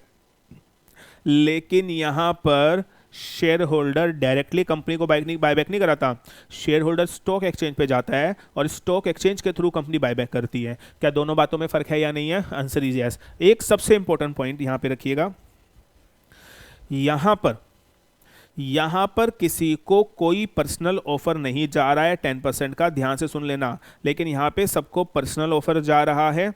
और यहाँ पे शेयर होल्डर मैक्सिमम अपना कितना बायबैक करा सकता है? 10%, क्योंकि जितना ऑफर गया है, वैसे एक स्पिल ओवर का भी कॉन्सेप्ट होता है इसमें, लेकिन अभी हमने उसकी बात नहीं की है, बस अभी के लिए आप इतना समझ लीजिए। टेंडर मेथड में शेयर होल्डर मैक्सिमम उतना ही बायबैक करा सकता है जितना उसको ऑफर मिला है। बट बच्चों यहाँ पर ध्यान से सुन लेना, यहाँ पर first come first serve basis के ऊपर बायबैक होता है, first come first serve basis के ऊपर बायबैक होता है। That is very very important point. आप बोलेंगे सर कैसे? देखिए, देखो सर, सब बताऊंगा बेटा, ध्यान से देखो ध्यान से सुनो मेरी बातें। एक कंपनी एक्स लिमिटेड है, इसके कितने शेयर होल्डर थे? याद है ऐसा एग्जांपल सेम दिया था, 10 crore share, 20 crore share, 30 crore share, 40 crore share, और कंपनी कह रही है हम बायबैक करेंगे टोटल कितने? 10 करोड़ शेयर। ध्यान से देखो मेरे कॉन्सेप्ट को। कोई बताएगा मुझे टेंडर मेथड में क्या हो रहा था? सेम एग्जांपल था। टेंडर मेथड में क्या हो रहा था? Again company X limited, company कह रही थी हम बायबैक करेंगे कितना? बोलो ना यार, 10 करोड़ शेयर बायबैक करेंगे। ए के पास कितना था? 10 करोड़। बी के पास कितना था? 20 करोड़। सी के पास कितना था? 30 करोड़। और डी के पास कितना था? 40 करोड़। हाँ जी, यहाँ पे क्या कंपनी ने सबको 10% का ऑफर दिया था? मुझे बताओ। Yes sir. और इसको कितने का दिया था? 1 करोड़ का, 2 करोड़ का, 3 करोड़ का, 4 करोड़ का। तो सर मुझे बताओ, ए मैक्सिमम कितना बायबैक करा सकता था? 1। ये 2 करोड़, ये 3 करोड़, ये 4 करोड़, ये ऐसे ही बायबैक करा सकते थे टेंडर मेथड में, क्योंकि इनको पर्सनलाइज ऑफर दिया गया था। लेकिन स्टॉक एक्सचेंज में किसी को कोई पर्सनलाइज ऑफर नहीं दिया है, और यहाँ पे तो बस ये बोल दिया जाएगा स्टॉक एक्सचेंज पर आकर आप इस डेट पर अपने शेयर बायबैक करवा लेना। अब मान लो कंपनी कितने बायबैक कर रही है? 10 करोड़ शेयर। अब क्या होता है, मंडे को ए अपने 10 करोड़ शेयर लेके स्टॉक एक्सचेंज पे अपने सारे शेयर स्टॉक एक्सचेंज पे लेके चला जाता है और मैं बोलता है मुझे सारे शेयर बायबैक करवाने हैं। मेरा सवाल, क्या ए मंडे को अपने 10 के 10 करोड़ शेयर बायबैक करवा सकता है? Answer is yes, because stock exchange method में बायबैक होता है फर्स्ट कम फर्स्ट सब बेसिस पे। टेंडर मेथड के अंदर अगर ए चला जाता और बोलता मैं 10 के 10 करोड़ बायबैक कराऊंगा, ये पॉसिबल नहीं था, बट स्टॉक एक्सचेंज में ये पॉसिबल है। That is the biggest difference between tender method and the stock exchange method. That is a way how company go for buyback. Have you understand what I'm saying? हाँ, समझ में आ रही है बात? Difference समझ में आ रहा है क्या है? Tender method stock exchange method में क्या फर्क है? That is the biggest difference. Hope you understand what I am saying now. अब देखते हैं सर क्या टेंडर मेथड का एक प्रॉपर चार्ट बनवा दिया था? बोलो। उसी तरीके से स्टॉक एक्सचेंज मेथड का भी एक चार्ट है। अब ध्यान से सुनिए स्टॉक एक्सचेंज मेथड में क्या होता है। अगेन स्टॉक एक्सचेंज मेथड, क्या BRSR तो हमेशा ही पास करना पड़ेगा? आंसर इज यस, लिख लीजिएगा। Company has to pass word BRSR, ये तो मैं आपको बता ही चुका हूँ, हर केस में BRSR तो पास होता ही होता है। तो that is a first case. 2 दिन के अंदर अंदर न्यूज़पेपर एडवर्टीजमेंट, कितने न्यूज़पेपर? 3 न्यूज़पेपर हैं, ये भी मैं आपको बता चुका हूँ, सेम टू सेम है। तीसरा केस, अब 7 दिन के अंदर अंदर यहाँ पे आएगा OTP। अब आप मुझे बताओ वहाँ पे इतने सारे स्टेप क्यों थे टेंडर मेथड के अंदर, कोई बता सकता है? टेंडर मेथड में तो ये भाई draft letter of offer, comment, final, ये कोई बताएगा? यहाँ पे पब्लिक अनाउंसमेंट के बाद ये 3 स्टेप थे और वहाँ पे तो और उसके बाद OTP आ रहा था। लेकिन कोई बता सकता है यहाँ पे स्टॉक एक्सचेंज मेथड में पब्लिक अनाउंसमेंट के बाद डायरेक्टली OTP क्यों आ गया? मेरे भाई इसलिए आ गया क्योंकि यहाँ पे ना कोई ड्राफ्ट लेटर ऑफ ऑफर बनाना है, ना सेबी को भेजना है, ना सेबी के कमेंट लेने हैं। तो 3 स्टेप में कहाँ से मैं क्रिएट कहाँ करूँगा? क्या कहाँ से क्रिएट करूँगा? तो है ही नहीं। तो सर डायरेक्टली पब्लिक अनाउंसमेंट के बाद, और पब्लिक अनाउंसमेंट में क्या बता दोगे?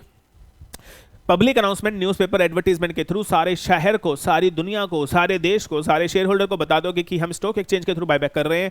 इस दिन शेयर होल्डर आप आ जाना और अपने स्टॉक एक्सचेंज पे फर्स्ट कम फर्स्ट बेसिस पे अपने शेयर बायबैक करा सकते हैं। अच्छा और सुनिए अब क्या होगा, 7 दिन के बाद OTP आ जाएगा। और आप मुझे बताओ 7 दिन के बाद OTP आएगा तो यहाँ पर जो CTP है वो कितने दिन तक आएगा? वो CTP 6 महीने तक रहेगा, अप टू 6 मंथ। मतलब OTP और CTP के बीच में मैक्सिमम 6 महीने का टाइम रहेगा। और यहाँ पे क्या होगा, शेयर होल्डर में go to stock exchange, shareholder में go to stock exchange and tender their shares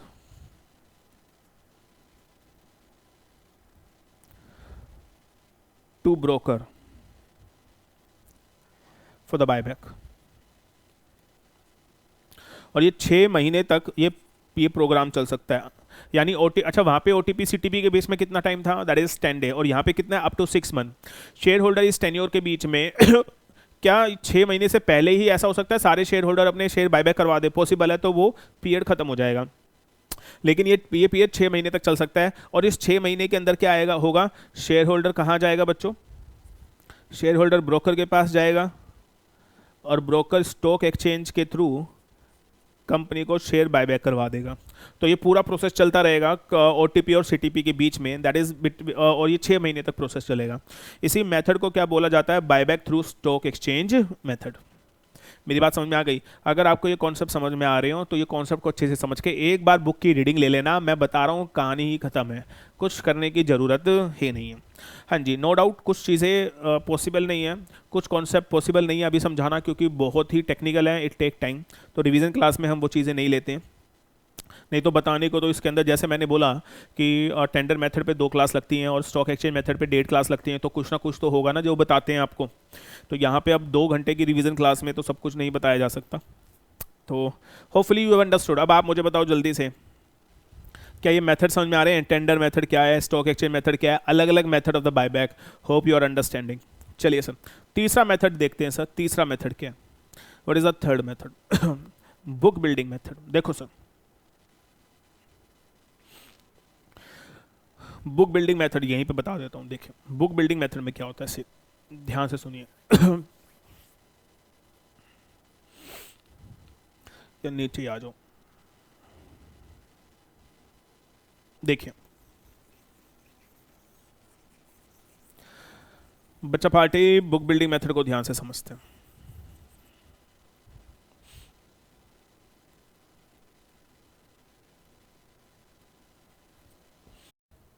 हाँ जी। तो बुक बिल्डिंग मेथड में क्या होता है, अब एग्जांपल लेके एक समझते हैं इस चीज़ को। What happen in the book building method. मान लीजिए कंपनी एक्स लिमिटेड है। अगेन मैं सेम एग्जांपल ले रहा हूँ कि कंपनी के 100 करोड़ शेयर हैं। कंपनी के 100 करोड़ शेयर है और कंपनी कह रही है हम 10% शेयर बायबैक करेंगे, और 10% शेयर बायबैक करेंगे मतलब that is 10 crore share company buyback करेगी। देखो सर ध्यान से समझना मेरी बात। इसमें बुक बिल्डिंग मेथड में क्या होता है, कंपनी क्या करती है, कंपनी एक प्राइस फिक्स कर देती है। कंपनी एक प्राइस फिक्स कर देती है। मान लीजिए से एक प्राइस फिक्स कर दिया, मान लीजिए से 400 रुपीज़। क्या प्राइस फिक्स कर दिया, सिर्फ 400 रुपये। ठीक है भाई, 400 रुपये फिक्स कर दिया। अब ये शेयर होल्डर है, अब सारे शेयर होल्डर को बोला जाएगा आप डियर शेयर होल्डर, आप हम एक प्राइस का, एक शेयर का प्राइस हमने 400 रुपये फिक्स कर दिया। अब आप लोग है ना बिडिंग करो, बिडिंग करो। अब देखो बिडिंग कैसे होगी। ए ने बिड किया। अच्छा अब ध्यान से सुनना, कंपनी शेयर खरीद रही है या कंपनी शेयर बेच रही है, कंपनी शेयर बायबैक कर रही है। अब कंपनी कह रही है, कंपनी ने प्राइस कितना फिक्स कर दिया, 400 रुपये। अब आप मुझे बताओ जो बंदा बिड कम करेगा कंपनी उसका शेयर बायबैक करेगी, या जो बंदा बिड ज़्यादा करेगा उसका शेयर बायबैक करेगी। जो बंदा शेयर कम पे बायबैक करवाना चाहता है। मतलब अगर मान लो ए कह रहा है मैं तो 400 पे बेचूंगा, बी कह रहा है मैं 390 पे बेचूंगा, सी कह रहा है मैं 380 पे बेचूंगा, डी कह रहा है मैं 370 पे बेचूंगा, ई कह रहा है मैं 360 पे बेचूंगा। अब आप मुझे बताओ कंपनी किसका शेयर बायबैक करेगी, जो कम पे बेचने को तैयार है। तो ई 360 पे बेचने को तैयार है, तो ई से शेयर बायबैक करने में कंपनी को फायदा होगा। तो जब भी कंपनी बायबैक करती है तो मुझे बताओ शेयर होल्डर के पॉइंट ऑफ व्यू से शेयर होल्डर को कम रेट पे बिड करना चाहिए, सो दैट कंपनी उनसे शेयर बायबैक कर सके। अब बड़े लाखों शेयर होल्डर होंगे जो बिड करेंगे। बिड करने के बाद एक प्रोसेस होता है जिससे बोला जाता है कट ऑफ प्राइस। उस कट ऑफ प्राइस को एक प्रोसेस के थ्रू निकाला जाता है। सपोज करो वो कट ऑफ प्राइस आ जाता है 380 रुपये। अब ये कट ऑफ प्राइस किसकी वजह से आया, इन बिड्स की वजह से आया। लोगों ने बिड्स लगाई, इन बिड्स की वजह से ये कट ऑफ प्राइस आया। अब ध्यान से सुनना, सारे शेयर होल्डर ने बिडिंग कर दी, अब एक कट ऑफ प्राइस आ गया। अब कट ऑफ प्राइस 380 आ गया। अब ध्यान से सुनना, जो बंदा कट ऑफ प्राइस या कट ऑफ प्राइस के नीचे आएगा कंपनी उनके बायबैक करेगी शेयर, बाकियों को रिजेक्ट कर देगी। अब बताओ 380 की कैटेगरी में कौन कौन फिट कर रहा है, 360 वाला, 370 वाला, 380 वाला। ये कट ऑफ प्राइस या कट ऑफ प्राइस के नीचे इन्होंने बिड किया था, तो कंपनी बोलेगी हम तुमसे बायबैक कर लेंगे। लेकिन जिन्होंने कट ऑफ प्राइस के ऊपर बिड किया कंपनी उनसे बायबैक नहीं करेगी। और मजे की बात पता है क्या है, कंपनी इन सबसे बायबैक करेगी 380 पे ही, जो कट ऑफ प्राइस था, कट ऑफ प्राइस था। तो that is how bids take place, that is how bidding take place. और इस अब और कट ऑफ प्राइस आने के बाद जो बिडिंग में फॉल कर जाएंगे, जो कट ऑफ प्राइस में फॉल कर जाएंगे, कंपनी उनसे बायबैक कर लेगी, बाकियों को रिजेक्ट कर देगी। क्या तीनों मेथड में डिफरेंस समझ में आ रहा है आपको? तीनों मेथड में हुआ क्या, तीनों मेथड में बिडिंग कैसे हो रही है, सॉरी तीनों मेथड के अंदर बायबैक कैसे हो रहा है, क्या तीनों में अलग अलग प्रोसेस है या नहीं है। इसमें प्रॉपर बिडिंग करवाई गई, जो सबसे कम बिड करेगा उसके ज़्यादा चांस हो जाएंगे बायबैक के, जो ज़्यादा फालतू के अनाप शनाप प्राइस बोलेगा उसका आई would say that come chance हो जाएंगे बायबैक करवाने के। तो that is called book building method. और ध्यान से सुन लेना, इसे बोला जाता है रिवर्स बुक बिल्डिंग मेथड। इसे क्या बोला जाता है, रिवर्स बुक बिल्डिंग मेथड। कोई बता सकता है मुझे अभी बुक बिल्डिंग एक जगह और यूज होता है, कोई बता सकता है बुक बिल्डिंग मेथड और कहाँ यूज होता है? बुक बिल्डिंग मेथड को एक नाम और दिया जाता है प्राइस डिस्कवरी मेथड, और बुक बिल्डिंग मेथड एक जगह और यूज होता है। वो एक जगह और कौन सी है, कमेंट बॉक्स में लिखें अभी कहाँ कहाँ बुक बिल्डिंग मेथड यूज होता है। सर पब्लिक इशू आईसीडीआर के अंदर बुक बिल्डिंग मेथड यूज होता है और उसे बोला जाता है डायरेक्ट बुक बिल्डिंग मेथड। लेकिन यहाँ पे चीज़ें रिवर्स हो रही हैं, इसलिए इसको रिवर्स बुक बिल्डिंग मेथड बोला जाता है। अगर आपने ICDR regulation book building method पढ़ा हुआ है तो यू नो वेरी वेल मैंने यहाँ पे रिवर्स बुक बिल्डिंग मेथड इसको क्यों बोला है।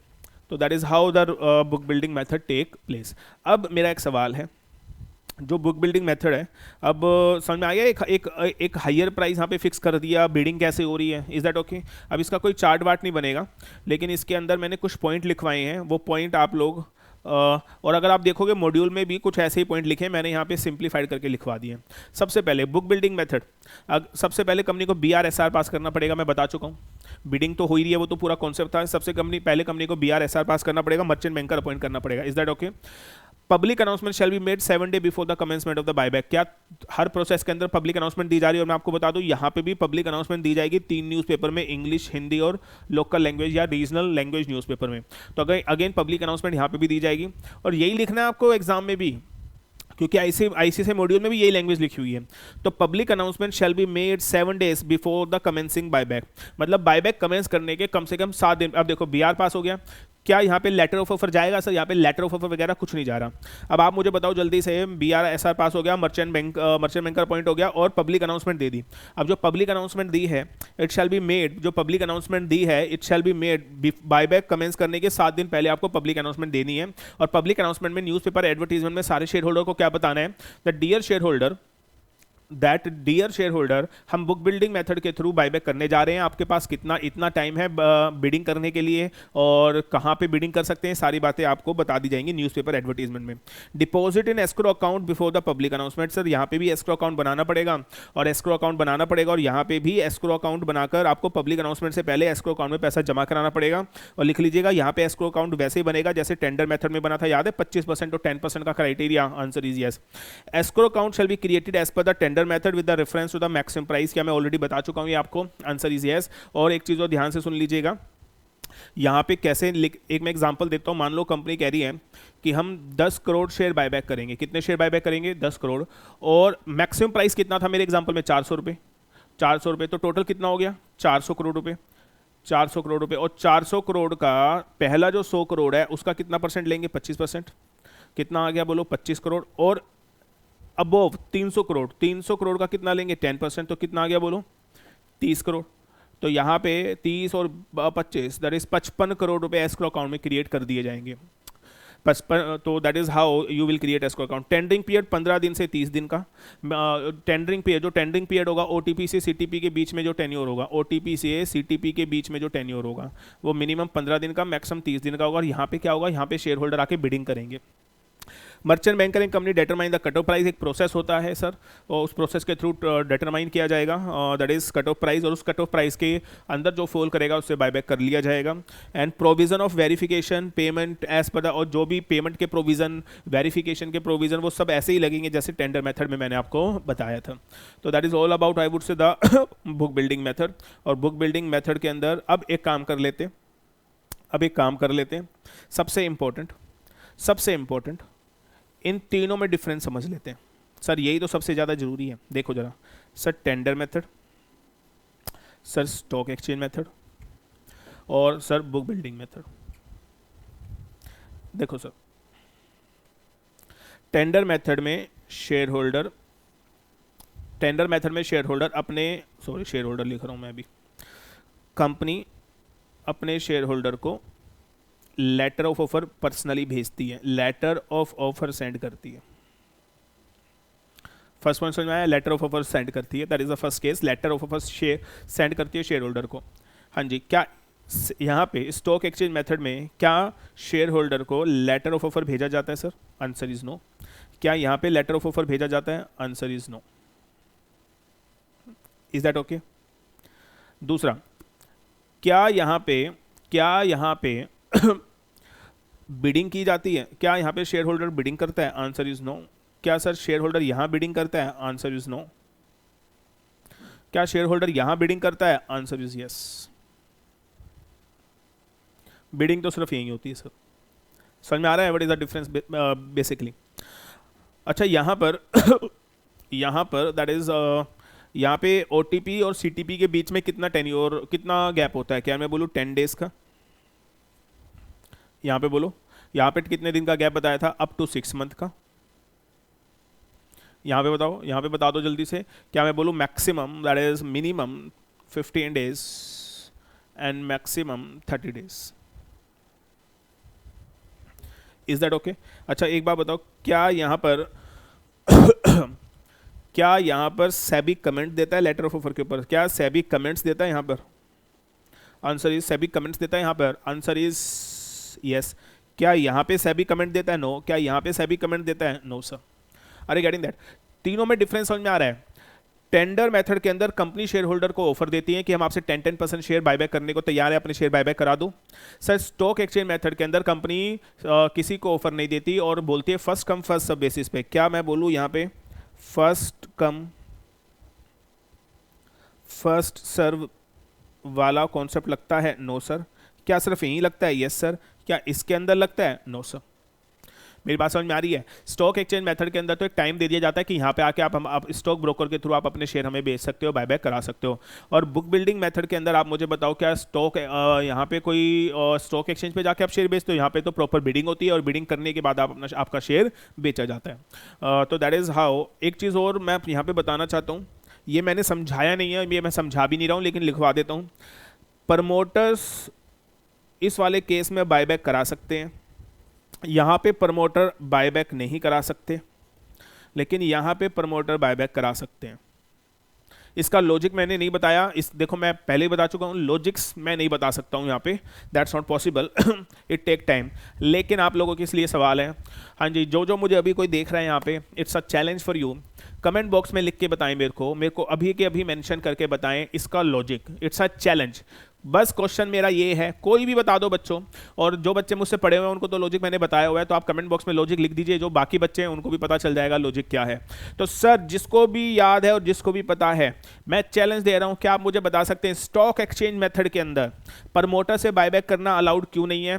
अगर कंपनी स्टॉक एक्सचेंज मेथड के थ्रू बायबैक करेगी तो वो प्रमोटर से बायबैक कर ही नहीं सकती, लेकिन टेंडर मेथड के थ्रू बायबैक करेगी और बुक बिल्डिंग मेथड के थ्रू बायबैक करेगी तो प्रमोटर से बायबैक करना अलाउड है। कोई भी मुझे कमेंट बॉक्स में लिख के जल्दी से बताएं, स्टॉक एक्सचेंज के थ्रू अगर कंपनी बायबैक करेगी तो प्रमोटर से बायबैक क्यों नहीं किया जा सकता? एनीबडी इन द क्लास अगर कोई मुझे बता दे, I would be really really happy. Hope you understand. और मैंने काफ़ी कुछ रिवाइज कराने की कोशिश की, बहुत सारी चीज़ें, and I am telling you, जो चीज़ें बताई हैं ये हर किसी के बस की बात नहीं है समझना। It's a very very technical, buyback is one of the technical topic, I am telling you. Buyback आसान चीज़ नहीं है, और आई एम टेलिंग यू हर कोई टीचर ये चैप्टर पढ़ा भी नहीं सकता। It is dam technical topic, आसान चीज़ नहीं है ये। तो सर होपफुली आप लोगों को काफ़ी चीज़ें समझ में आ गई होंगी मेरी इस रिवीजन क्लास से, एंड मुझे पूरा यकीन है कि आप लोग इन रिवीजन क्लासेस को एंजॉय कर रहे हो। और अब तो यूट्यूब पे भी मैंने बड़ी सारी रिवीजन क्लासेस डाल दी हैं, आप यूट्यूब चैनल पे जाएं CS अनूप जैन, और वहाँ पे दुनिया भर की अलग अलग तरीके के कॉन्सेप्ट मैंने डाले हैं, बड़े सारी चीज़ें वहाँ पे अलग यूनिक कंटेंट हम लोग बना रहे हैं आप लोगों के लिए। इतना यूनिक कंटेंट हम लोग यूट्यूब पर डाल रहे हैं, जो ऐसा कंटेंट आपको कहीं देखने को नहीं मिलेगा। तो जाइए और सारा जो कंटेंट है एक्सक्लूसिवली सिर्फ और सिर्फ CS को टारगेट करके हम लोग बना रहे हैं। We are not dealing in CA and CMA, our target is only company secretaries. तो सर कंपनी सेक्रेटरीज के लिए ये टारगेट, और आई एम टेलिंग यू ये कंटेंट जो हम लोग बना रहे हैं ये सिर्फ CS स्टूडेंट नहीं, प्रोफेशनल्स भी देख सकते हैं। इतना यूनिक कंटेंट हमने यूट्यूब पे डाल दिया है, आपको कहीं देखने को नहीं मिलेगा। एनीवेज सर, तो बायबैक के अंदर मैंने बड़ी सारी चीज़ें आपको बता दी हैं, और मेथड बता दी हैं, वेरी वेरी इंपॉर्टेंट मेथड्स जो पेपर में आते हैं। ये 10-10 नंबर के आ सकते हैं भाई। Tender method 10 marks, stock exchange method 10 marks, book building method 10 marks, section 68 के ऊपर क्वेश्चन 5 मार्क्स, 6 मार्क्स ऐसे आ सकते हैं। तो होपफुली इस रिवीजन क्लास से आपको फायदा हुआ होगा। और इस रिवीजन क्लास बायबैक के बाद अब जो अगला चैप्टर मैं आपको करवाने वाला हूं that would be merger and amalgamation. तो आज की क्लास के लिए इतना ही, and rest of the thing वो discuss in the next video. Thank you very much.